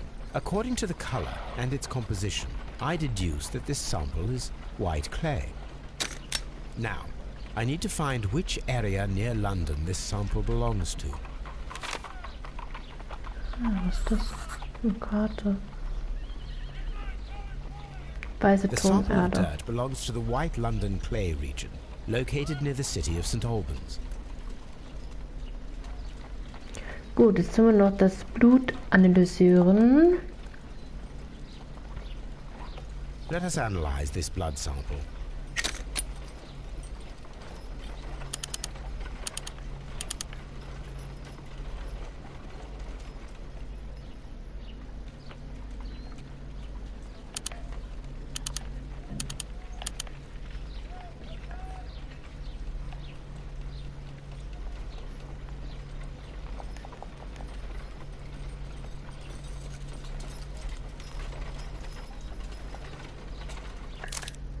Water. This blood is heavily diluted with water. My analysis. Okay, dann haben wir das jetzt auch geschafft. Hier kann ich nix, oder? Was kann ich hier tun? Ah, wir haben einen Brief bekommen.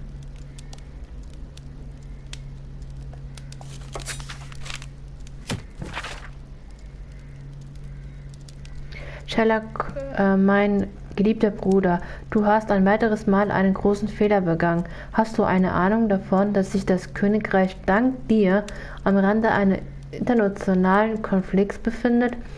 Wie konntest du nur diesen hochsensiblen Fall den hirnlosen Leuten von Scotland Yard anvertrauen?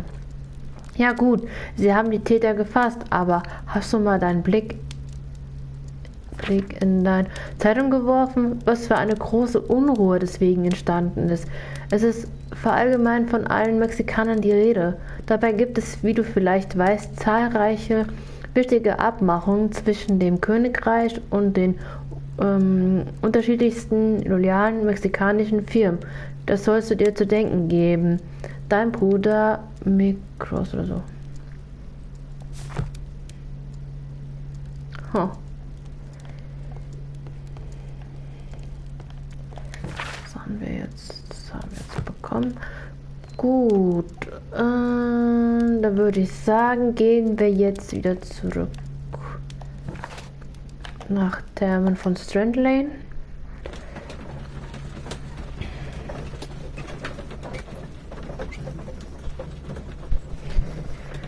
Jetzt fragen wir, vielleicht können wir jetzt mal die 3 Männer ansprechen in der Sauna. Mal gucken, ob die jetzt ein Wörtchen rauskriegen nach der geschockten Nachricht oder Sehenswürdigkeit, kann man sagen. Gut, dann einmal hier. Oh, schön, die Vögel. Gut, gehen wir hier rein. Jetzt fragen wir mal. So, Mr. Blackout. I can't understand what happened. Am I allowed to leave? You can go. Tschüss. So, Mr. If you have to Pitkin. interrogate me, I'd like to be dressed properly first. Mr. Garrow. I found him. I touched his shoulder, thinking that he was just asleep. Ja, jetzt habe ich mit denen gesprochen. Aber warum? Expensive clothes, belonging to one of the men from the steam room. The brazier is still burning. The heat here is... I will need something to pick up this melted metal.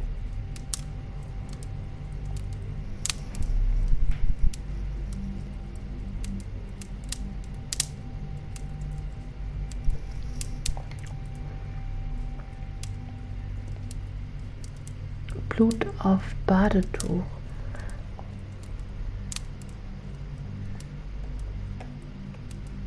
Blood traces wiped on the towel.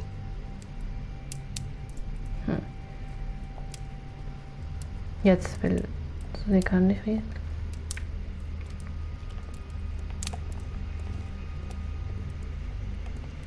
Okay. I don't want to stay here. Let us out, please.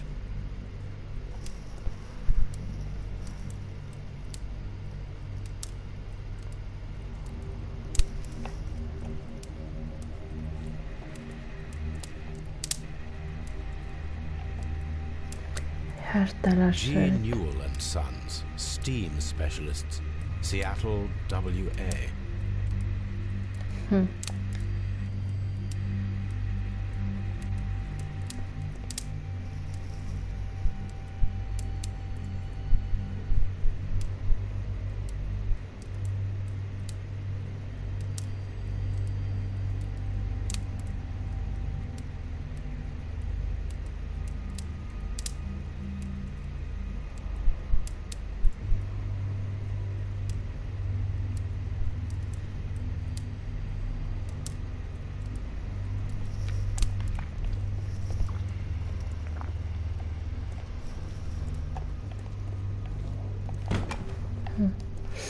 Gehen wir zurück. Ah, okay. Mr. Holmes, I should like to take the suspects to the yard. You can interrogate them there. Any objections? Keine Einwände, oder? None, Lestrade. Persönliche Gegenstände untersuchen. Okay, dann fahren wir jetzt nach Scotland Yard und schauen uns die verschiedenen Gegenstände von den 3 Herren an. Mal gucken.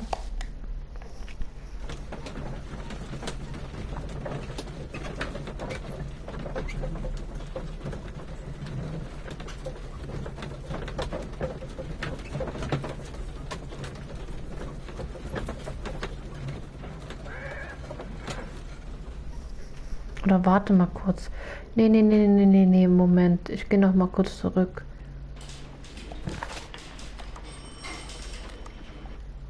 Ich habe was vergessen. Ich muss noch mal kurz mit Phillips reden.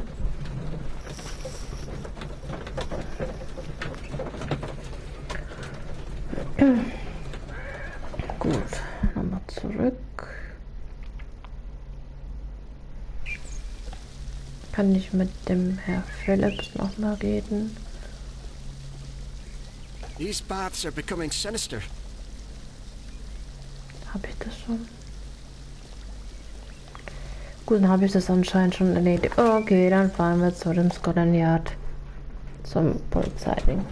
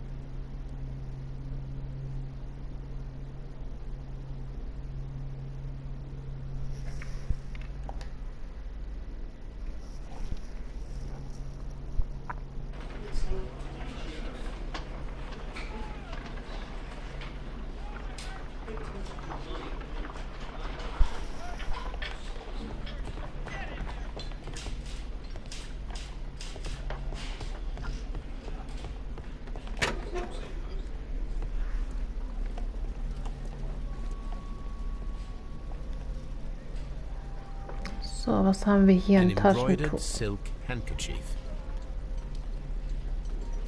A fountain pen with solid gold trim. Visitenkarte. Sir Gregory Pitkin's visiting card. Schon mal nichts Verdächtiges. Was haben wir hier? Blutiges When Handtuch. Garrow found Sir Rodney dead, he wiped the blood upon himself. Was ist das? Medikamentenfläschchen.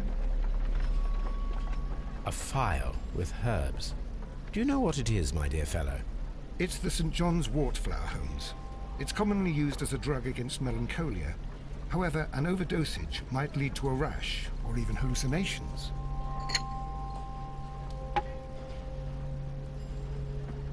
Okay. Blinkhornsgegenstände.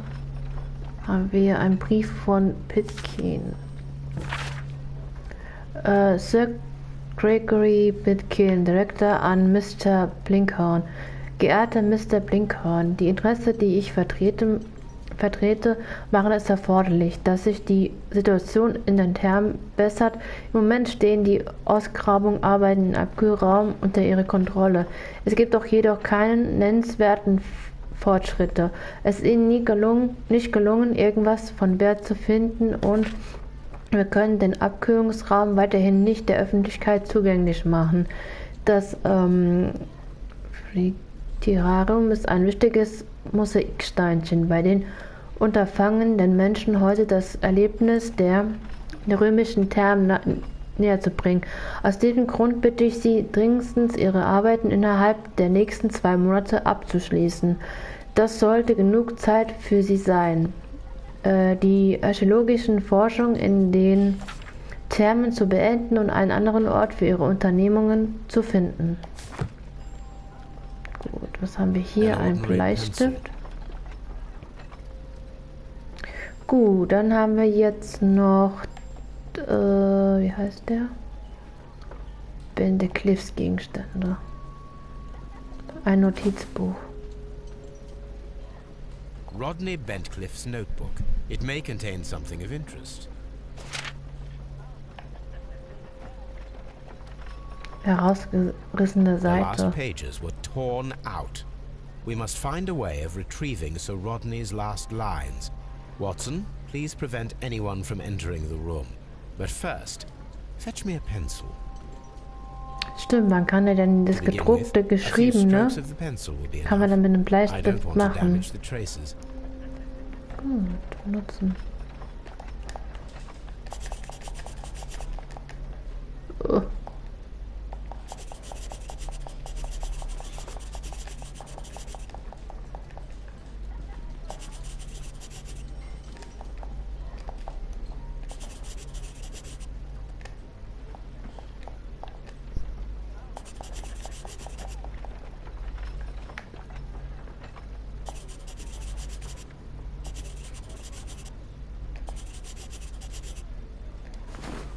And then to gently smudge the leftover pencil marks with a handkerchief.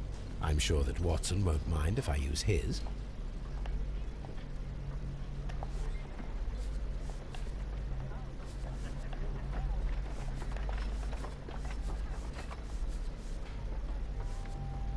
Guck, was da geschrieben dann steht.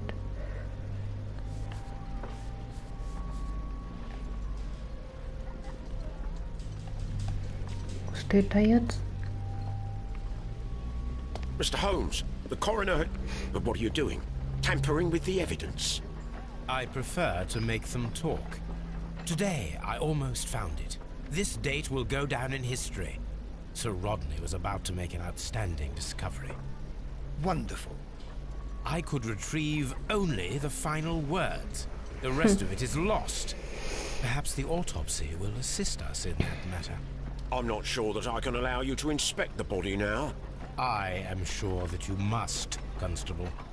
Well... Gut. Sir Rodney Bentcliffe, Alter 63.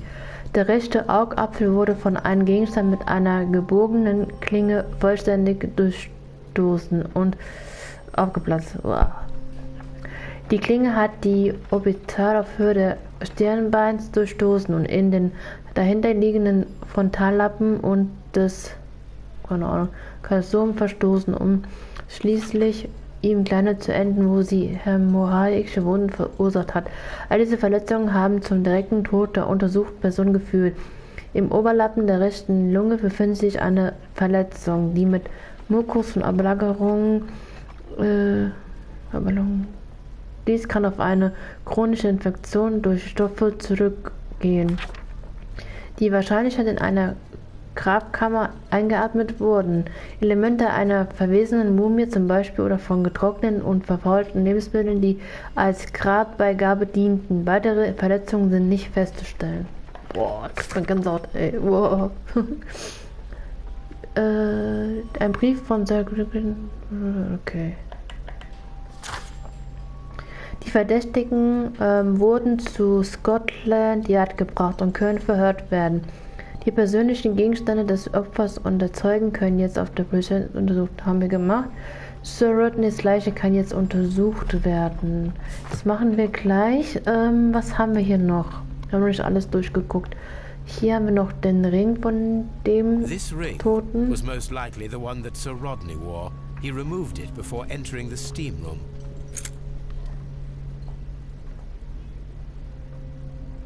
So, irgendwelche Eingravierungen. Was haben wir hier? Altes Symbol. It is a very old jewel. Okay, dann haben wir noch. Was haben wir hier noch für Sachen? I see the join. This ring was repaired, and quite badly too, with silver. Why on earth would they wear such a ring? A very pertinent question. Was haben wir hier? Münze.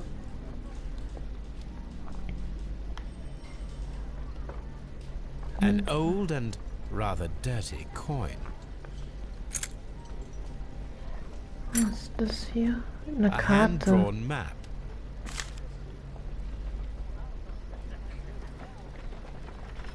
Okay. Ich hoffe, ich habe jetzt alles durchsucht. Ja, was ist uns jetzt unsere? Das habe ich jetzt abgeschlossen.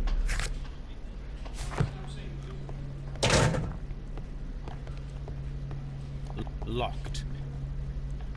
Locked.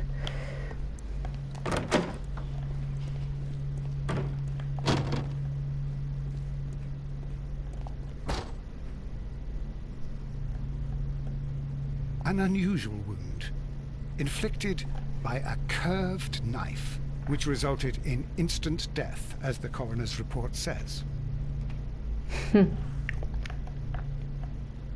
Narbe auf der Brust. According to the coroner, there were no cardiac problems nor lung congestion, but there were traces of fungus, possibly contracted from the Egyptian tombs.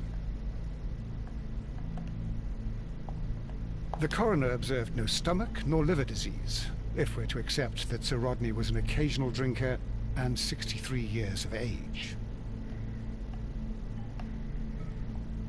An unusual wound, inflicted by a curved knife, which resulted in instant death, as the coroner's report says.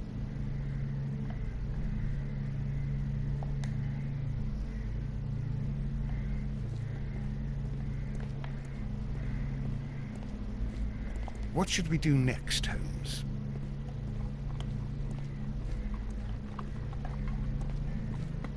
Okay, die haben wir jetzt untersucht.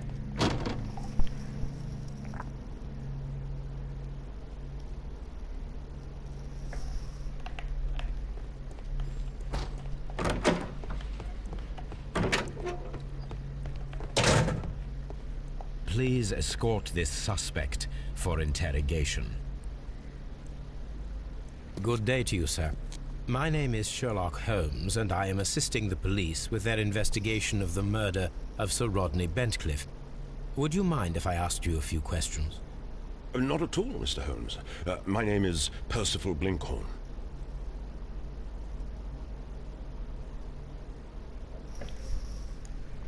So, wir tun ihn erstmal analysieren. Konzentrierter Blick, aufmerksam.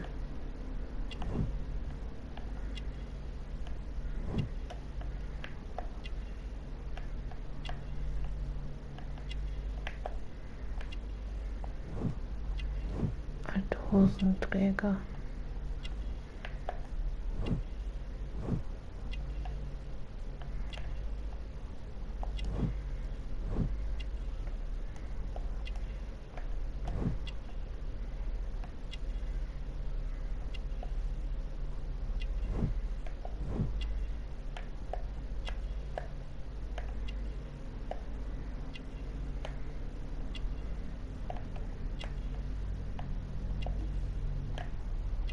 Fehlt dann noch.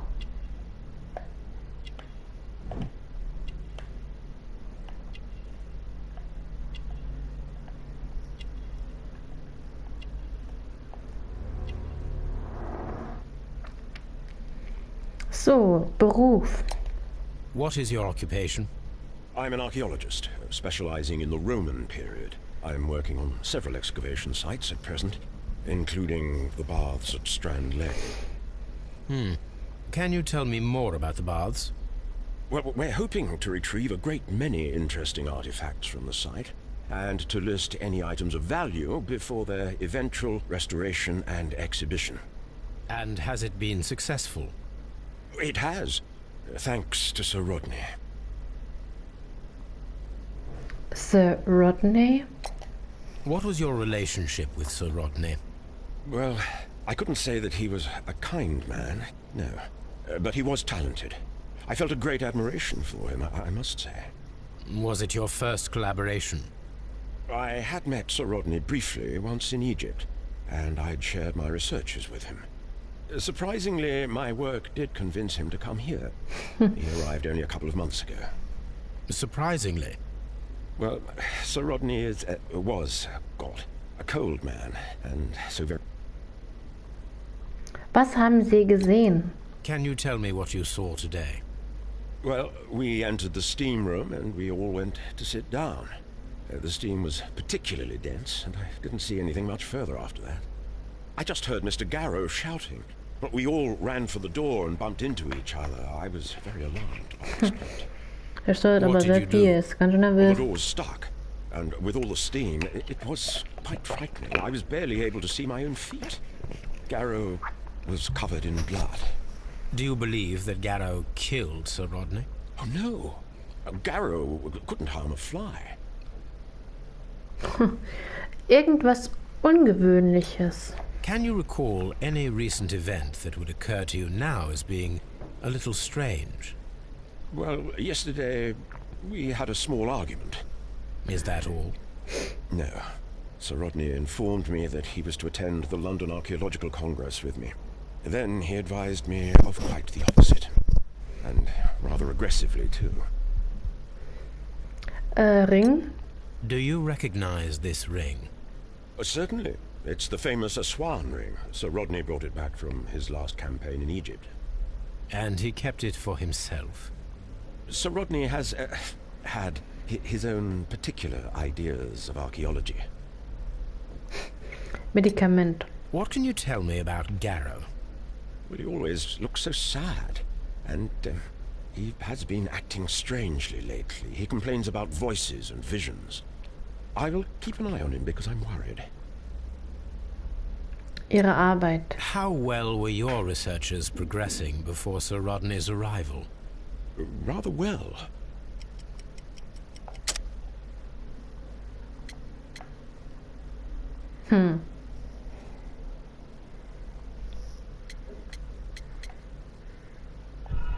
Nee, falsch, sorry.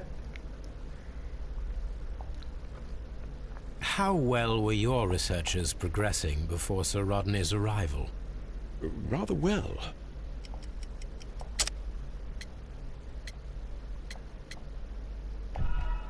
Oh, immer falsch. How well were your researchers progressing before Sir Rodney's arrival? Rather well.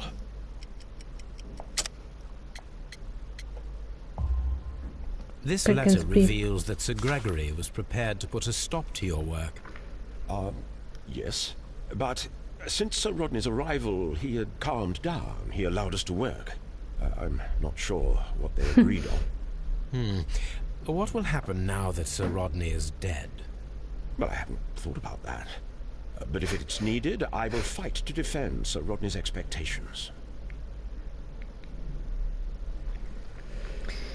Gut. Please escort this suspect for interrogation. Ich verhöre jetzt mal alle Good day durch. to you, Sir Gregory. My name is Sherlock Holmes. I'm assisting the police with their investigation of the murder that took place this morning. Would you mind answering a few questions? Tell me, Mr. Holmes, will I need to stay here for very much longer? So, Mister, jetzt tue ich es mal analysieren. Sie reden nicht mit mir so.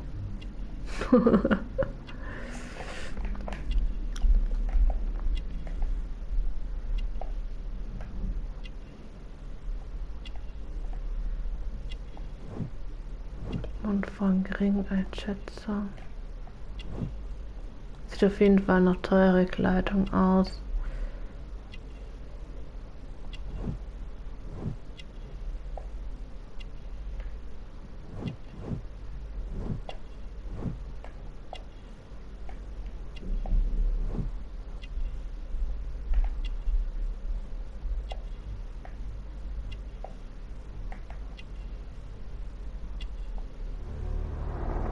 Reicher Mann. So, Beruf. You are the manager of the baths, is that correct? Yes. I'm passionate about archaeology. I wanted to restore the ruins. My ambition is to open the baths to the public. Living archaeology can be a profitable business, although now I'm not so sure. I see. When do you wish to begin using the baths? When the archaeological researches are over, I will be free to complete the restoration. It is the usual process. Sir Rodney. What was your relationship with Sir Rodney Bentcliffe? We were not particularly close. He had an unpleasant temperament. Suspicious, authoritarian, unkind. People possessed by genius may be forgiven for their nature, but not by me. Was he obstructive? Not at all. Everything he did led us to greater success. He helped us increase the potential of the building. Der Mord. Please tell me what happened this morning. The test that we performed this morning was a success. The steam was working well. Then, of course, that awful murder. What did you see? The steam was too thick to see anything. But ask Garrow. He saw the body first. Irgendwas Ungewöhnliches. Had Sir Rodney exhibited any recent strange behavior? Look, I'm not a suspicious fellow, but I think that he had professional interests elsewhere that he did not wish us to know about. Why should you think that? Where? I have no idea. But after all, it was not my business. Ihre Arbeit. How was the work progressing before Sir Rodney's arrival? Rather slowly, I would say. Sir Gregory, could you please explain this letter? You expressed the wish to call off the research work at the baths. It was all about Blinkhorn. He was merrily digging away and taking very little care about it, ruining everything and finding nothing of any value. But the arrival of Sir Rodney changed your mind? Sir Rodney's work was extremely promising, and it was good for the bath's publicity. So yes, I changed my mind. Medikament. Are you aware that Mr. Garrow is under a form of medication? Garrow? No, but I never liked that parasite. Do you believe him to be capable of murder? Well, he did have blood on him. Does that make him a murderer? Ja, das stimmt. Gut, dann den letzten, Mr. Garrow. Please escort this suspect. Dann haben wir alle verhört. Dann können wir noch mal in die Therme fahren, weil wir sollten ja noch mal irgendwas My name machen. is Sherlock Holmes. I'm assisting the police with their investigation of the murder of Sir Rodney Bentcliffe. Would you mind if I asked you a few questions? I am Tristram Garrow. Okay, analysieren. Unrasiert.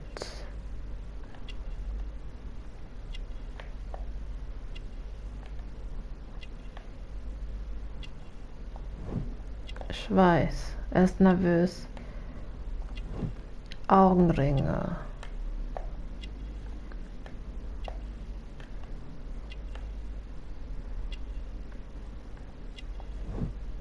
Dreckige Kleidung. Schmutzamulett. Abergläubig. So, Beruf. What is your occupation? I am a councillor at the district chamber. And what were you doing at the baths? Well, I follow the researches. I am interested in archaeology. You follow them? Yes. So many things happened and we need to know. Or perhaps it's better hidden. I beg your pardon, Mr. Garrow. I meant nothing by that. I apologize.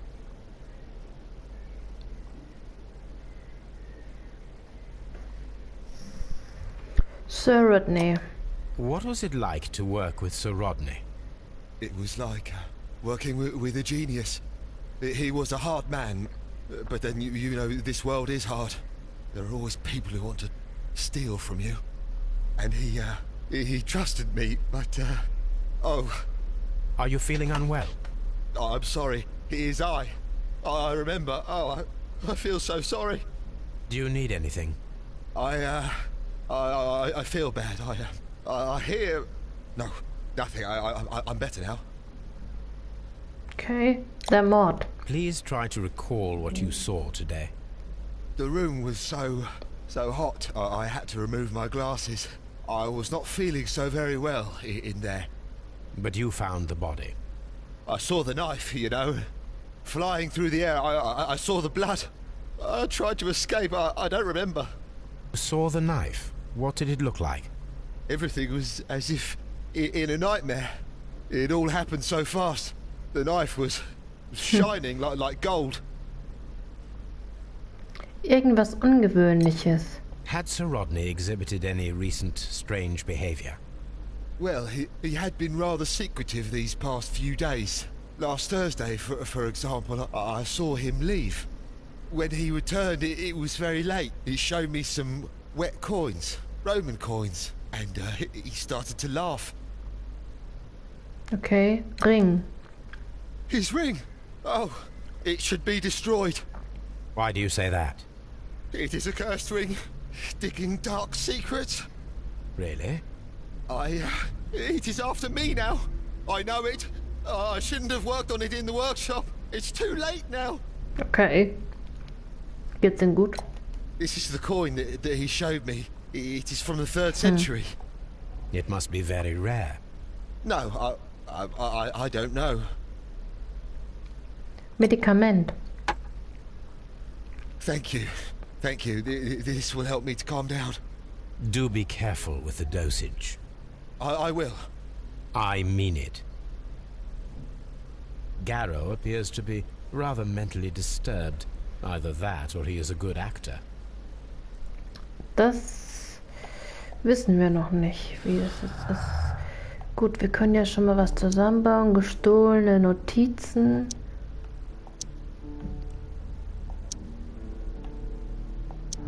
Rodneys Lüge. Dann haben wir gestohlene Notizen. Moment. Gestohlene Notizen. Seltsame Wunden. Nö. Kaputte Brille. Garens Medikament. Nee. Kann man auch nichts machen. Okay. Gut. Wir haben jetzt alle verhört. Was zeigt es immer noch an? Muss trotzdem noch. Okay. Begehens Pläne.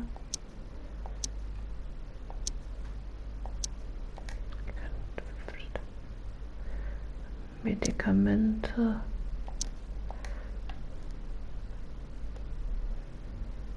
Was kann die hier? Kaputte Brille. Kann man nix.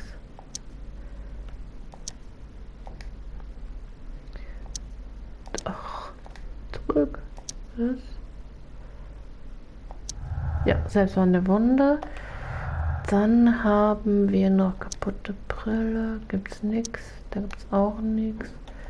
Pläne, ne? Ja, okay, haben wir jetzt nichts mehr. Gut. Ja, und zeigt es immer noch an. Muss man hier noch was klicken? Okay. Zur Dampffeuchtigkeit. Das Wasser im Blut lässt sich durch die feuchte Luft erklären, die auf den Dampf zurückgeht. Ungeklärte Spur. Das Wasser im Blut ist eine bisher ungeklärte Spur in diesem Mordfall, es irgendwie mit dem Mord zusammenhängt. Was haben wir hier noch? Tödliches Geheimnis. Warum hätte Sir Rodney etwas verbergen wollen? Könnte seine Entdeckung das Motiv für den Mord an ihm sein? Jetzt klicken wir mal an. Was haben wir hier? Die letzte Expedition. Finden Sie heraus, wohin Sir Rodney wenige Tage vor seinem Tod gegangen ist, und lüften Sie ein großes Geheimnis. Okay. Gut, dann gehen wir hier mal raus.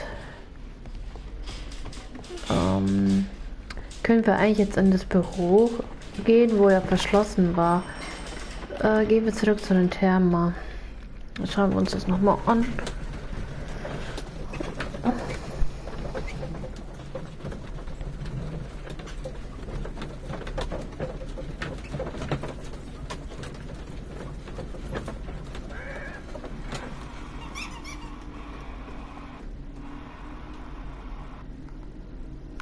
Was war das?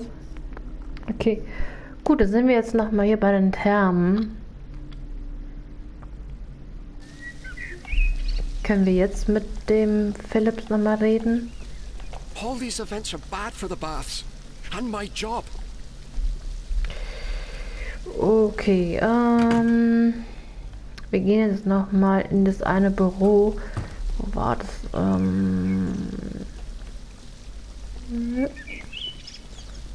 Ich glaube, das war hier.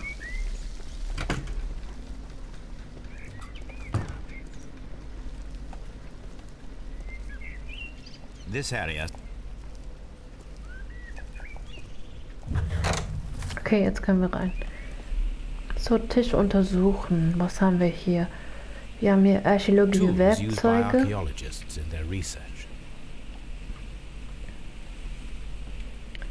Tools used by archaeologists in their research. I will need these tongs. Ja, stimmt. Dann können wir mit der Zange diesen Stein oder was für in dieser Wanne, wo diese heiße Lava oder Hitze ist. Haben wir sonst irgend noch was ich jetzt nicht hier übersehen möchte?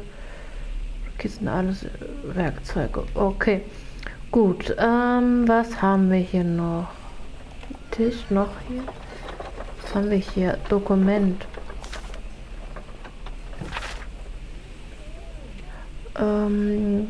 Diese Metallplatte ist nicht nur vor archäologischem Interesse, sondern scheint auch Teil von etwas Größerem zu sein. Im Moment kann ich jedoch nicht genau sagen, um was es sich dabei handeln könnte. Was haben wir hinten noch? Tristan Garrow. Tristan Garrow ist Anfang 30 und leidet unter starken Kurzsichtigkeit. Wirkt sehr verstört. Das liegt vermutlich am Schock durch die Ereignisse, aber wohl nicht nur daran. Er hat sich seit Tagen nicht rasiert und trägt zudem dreckige Kleidung. Okay, was ist mit Blickern kann man als Vollblut-Archäologe bezeichnen, der immer und überall die Schätze im Boden erkunden will. Vermutlich über diesen Beruf bereits 15 bis 20 Jahre aus. Offenbar findet er immer noch Gefallen daran.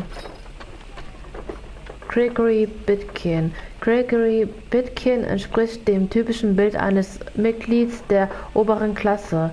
Er ist reich, geht keine Ahnung, Arbeit nach, die ihm über viele andere erhebt und betrachtet dies alles seine Geburtsrecht. Ganz gleich war, gleich während getan hat, ist der Ansicht, dass nicht im Gefängnis zu suchen hat.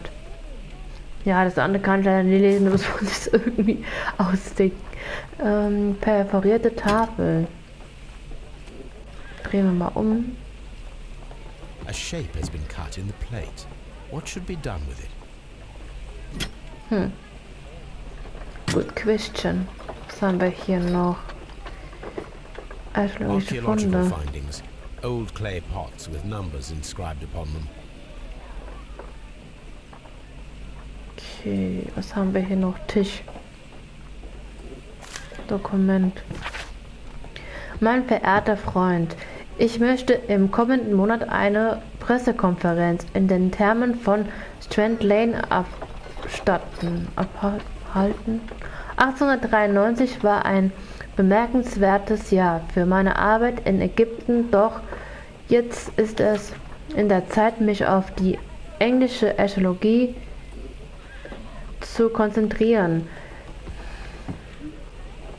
Er gilt unsere nationalen Schätze ins Rampenlicht zu stellen und der Öffentlichkeit zu präsentieren. Bei dieser Pressekonferenz will ich möglichst viele Journalisten sehen und sie sollen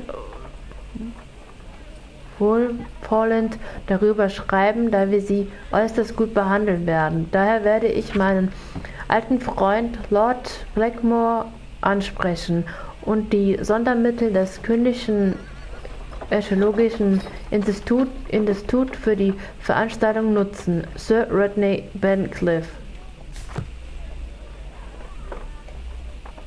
So, irgendeine Zeitung. The Daily Mirror. Es gibt nur wenige Menschen, die den Namen Sir Rodney Bencliffe nicht kennen. Er ist ein Gentleman, der an Reichtum, Bekanntheit und Tatendrang seinen feinsten Zeitgenossen in England in nichts nachsteht. Er ist nicht nur äußerst intelligent, sondern im selben Maß charmant wie die junge Dame des europäischen Adels. Müde werden zu wiederholen. Er hat hervorragende Beziehungen zum House of Lords und durchaus Einfluss in der Welt der Politik. Nicht wenige würden ihn als übertrieben, perfektionistisch und autoritär bezeichnen. Wir würden eher sagen, dass Sir Rodney zielstrebig und willensstark ist. Wenn er sich einer Ausgrabung einbringt, ist er, keine Ahnung, das kann ich lesen, für alle Beteiligten garantiert.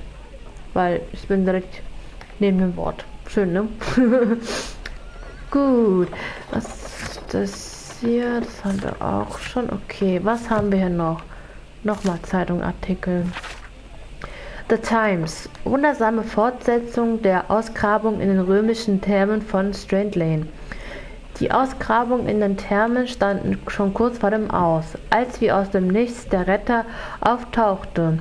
Sir Rodney hat die Kontrolle über die Arbeit übernommen und behauptet, dass in den Thermen Schlüssel zu einem großen Geheimnis zu finden ist. Alle weiteren Neuigkeiten in dieser aufregenden Sache erhalten Sie bei uns. Gut, was haben wir hier noch? Archäologische Funde. Archaeological findings. Old clay pots with numbers inscribed upon them. Okay. Regal. Was haben wir hier noch? Kasten. Glass plate negatives. A remarkable method for recording ancient civilizations. Untersuchen. Was haben wir hier? Fehlende A Fotoplatten. glass plate negative is missing. Glass plate.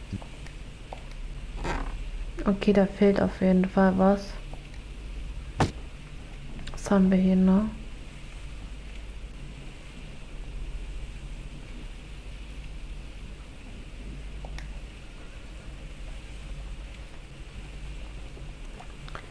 Dann hoffe ich mal, dass wir jetzt alles untersucht haben. Wir gehen jetzt hier nochmal auf den Hinweisen. Gestohlene Notizen. Rechtzeitige Auftauchen. Nee. Puh, kaputte Brille. Nee. Bekannte rechtzeitiges Auftauchen. Ja. Sehr gut. Dampffeuchtigkeit, Wasser. Das kann ich jetzt noch nicht zusammensetzen. Was haben wir hier? Blinkhaus Demütigung, Blinkhaus Interesse. Das können wir alles später machen. Hauptsache, ich habe jetzt erstmal die ganzen Hinweise irgendwie zusammengesetzt. Gestohlene Notizen geht noch nicht. Ne, auftauchen. Nö. Okay, dann können wir nichts mehr machen. Gut. Was liegt hier auf dem Boden noch? Nix. Okay, dann hoffe ich mal, ich habe alles hier durchsucht.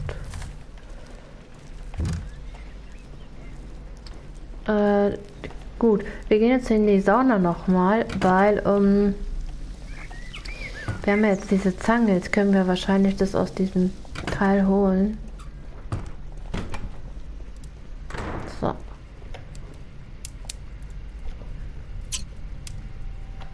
Das hier holen wir raus, diesen Stein.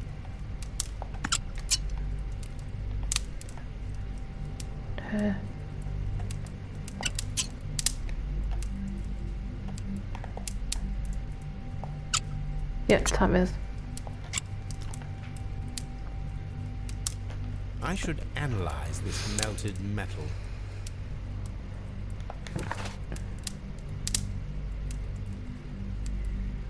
Gut, das müssen wir analysieren.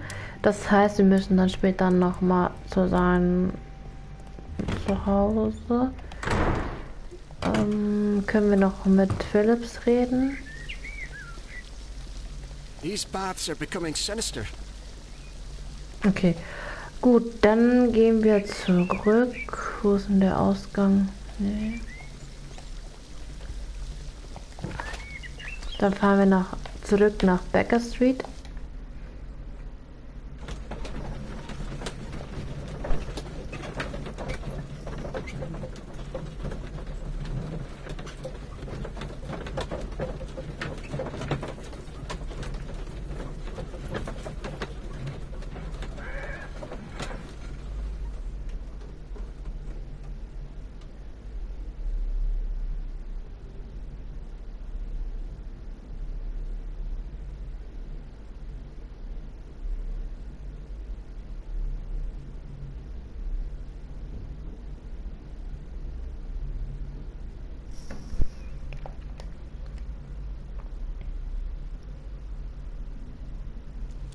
Gut, analysieren wir es. Ah, hallo Toby. On the sofa for the third time today. Well, don't be surprised if Watson sits on you again. Das ist süß, der Toby. So, Metall analysieren. This is a piece of metal taken from a brazier. It appears to be silver, but I need to be sure. If it is silver, it will be possible to melt it, since silver's melting point is at around 900 degrees Celsius. Let us compare this sample with a silver penny by testing it with acid. If it changes color to match the result of a reaction with a silver coin, then it is silver. I must take a pipette and place several drops of acid upon the samples. I must take a pipette and place several drops of acid upon the samples. I must take... Ja, wo ist dann die Pipette? Hier. Ein bisschen von der Säure.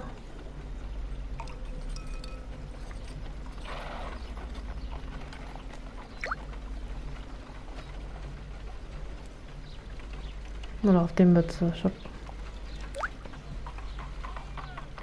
The reaction is the same red stain. Ja, it is silver. Selbe. Britannia silver quality. Gut, da haben wir es auch jetzt. Dann können wir wieder was haben wir hier?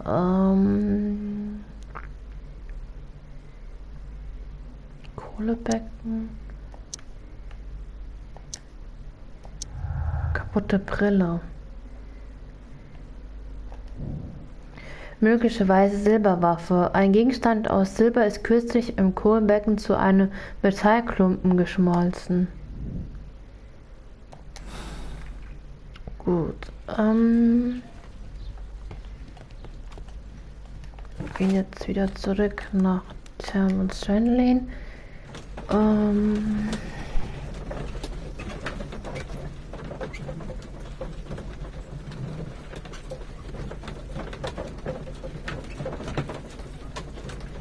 Ich habe eine Sache noch vergessen, und zwar bei den Bildplatten.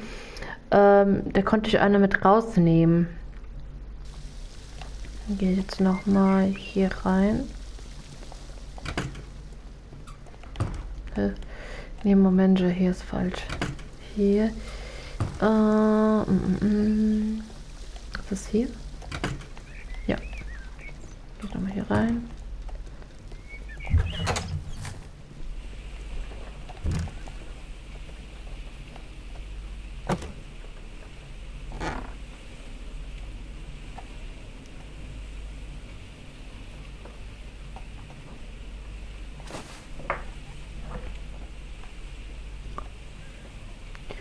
Fotoplatten It is a negativ. glass plate negative of an Egyptian statue.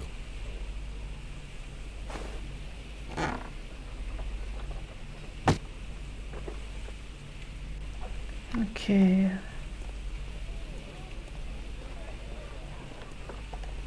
Was fehlt hier noch?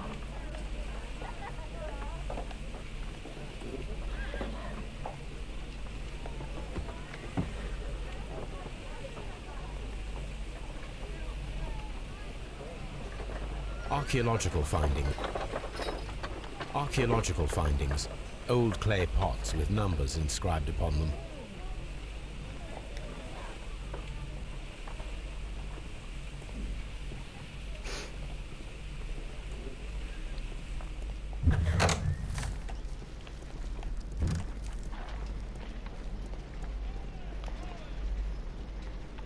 Those stones weigh tons. It does not.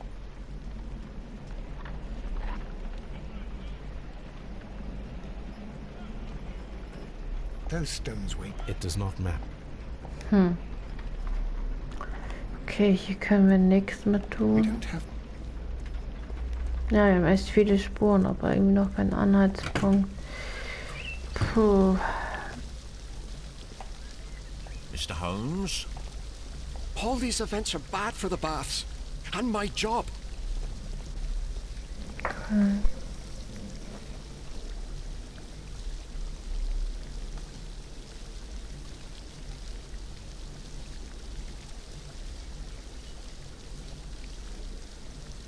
Nach den Uhrzeigersinn angucken.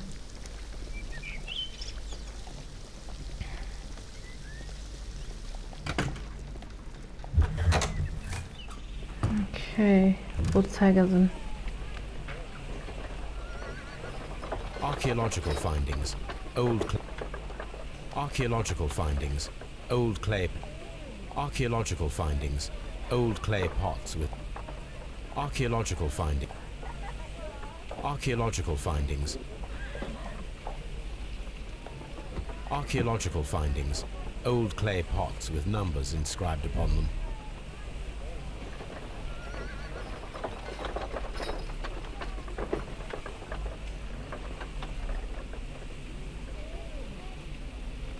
Das sind Uhrzeigersinn.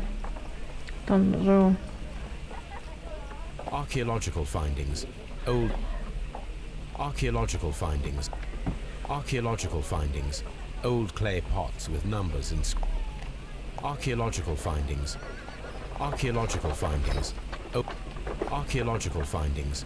Old. Archaeological findings. Old clay pots with numbers inscribed upon them. Ja, habe ich doch jetzt gemacht und Uhrzeigersinn. Hey. Archaeological findings. Old clay pots with numbers inscribed upon them. Nummern. 237.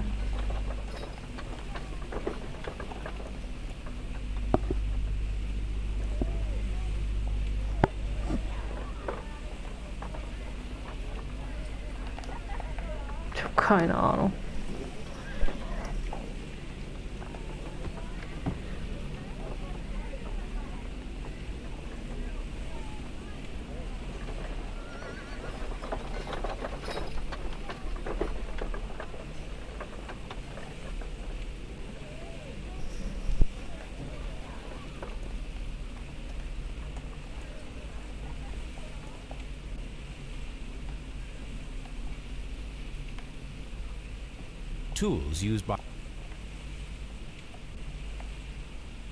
Tools used by our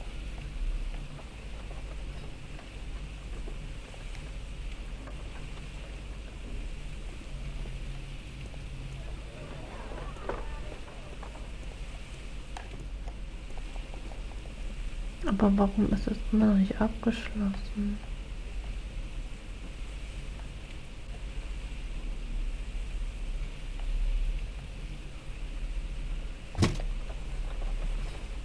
glass plate negative.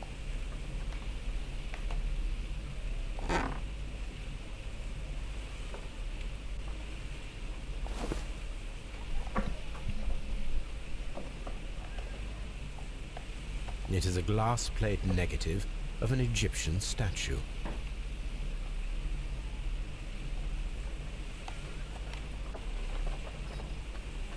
It is a glass plate.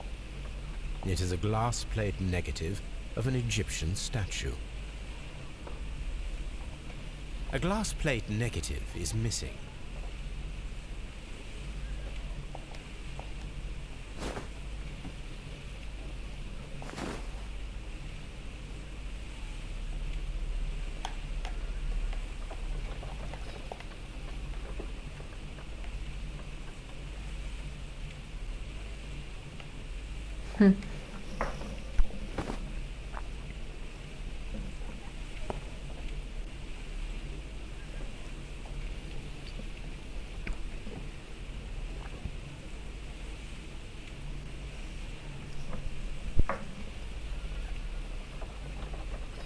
Ja, gibt's nichts.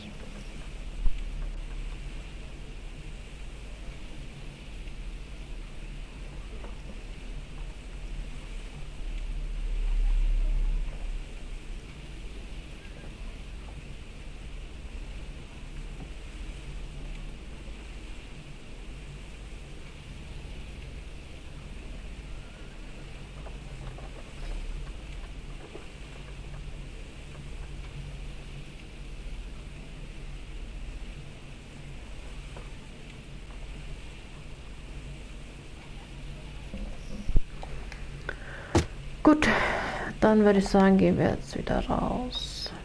Gehen wir nach Baker Street wieder. This area serves as Sir Rodney Bentcliffe's workshop.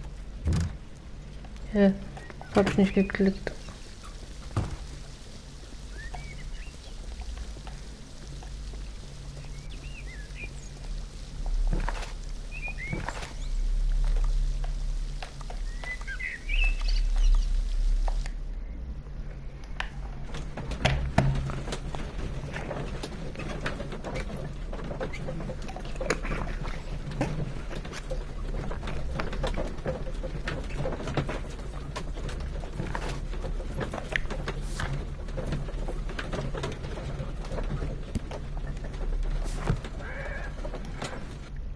Okay.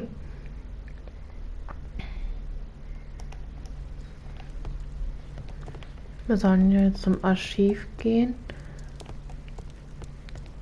So, Forschungsbericht danach St. Cliff suchen.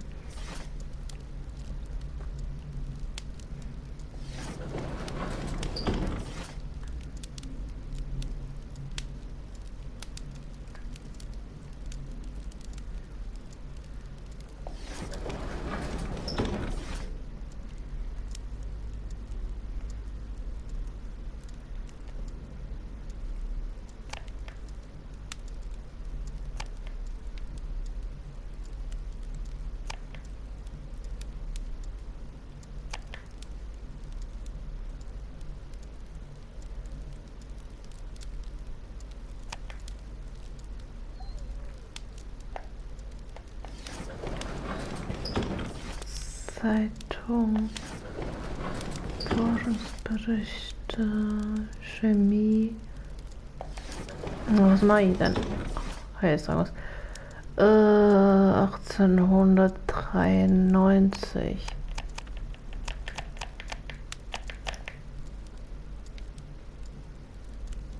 Binklers Mumie. Binklers Mumie. Die große Ausgrabung in Aswan dauert über 3 Jahre. Sir Rodney Bincliffe leitet das archäologische Mammutprojekt. Dabei wurde eine Mumie mit einem inokulierten Auge in seiner Körperstellung entdeckt. Die Hand war ausgestreckt, als die Mumie auch etwas greifen würde. War zudem ungewöhnlicherweise stehende begraben worden. Aufgrund dieser Besonderheiten wurde sie die verzweifelte Mumie genannt. Am Fundort gab es auch eine lateinische Inschrift. Durch das Auge wurde er bestraft, denn er sah, dass er nicht würdig war. Man nimmt davon, dass sich um keine ägyptische, sondern altrömische Mumie hielt, da einige der Symbole der Grabkammer eindeutig mit Mithras-Kult zugeordnet werden können. Here it is. By the eye he was punished, for he saw that he was not worthy. Dreadful. Okay. Was haben wir hier noch irgendwas? Nee, gell? Oh. Tobi. What should we do next, Holmes?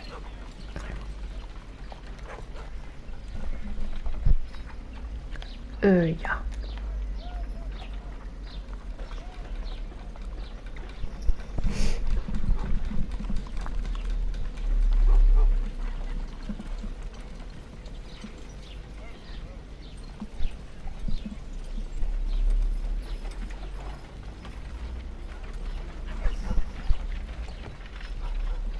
My analysis table.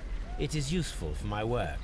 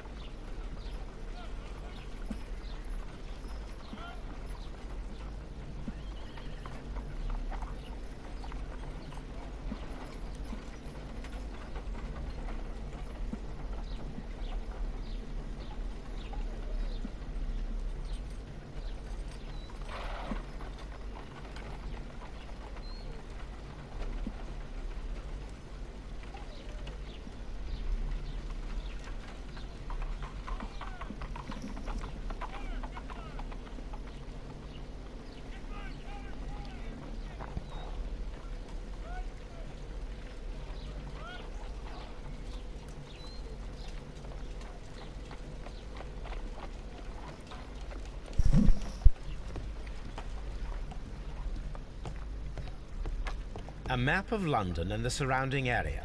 It could be useful.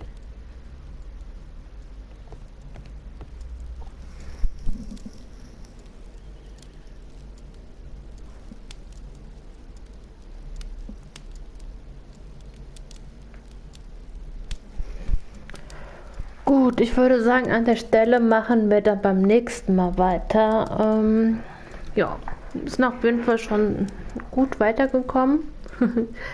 Ja. Ich hoffe, es hat auch gespeichert.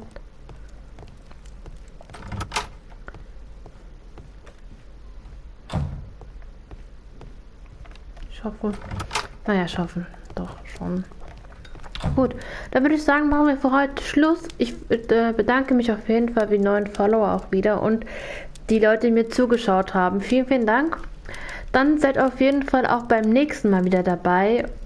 Und ja, dann wünsche ich euch noch einen schönen Tag und dann bis zum nächsten Mal. Ciao. So.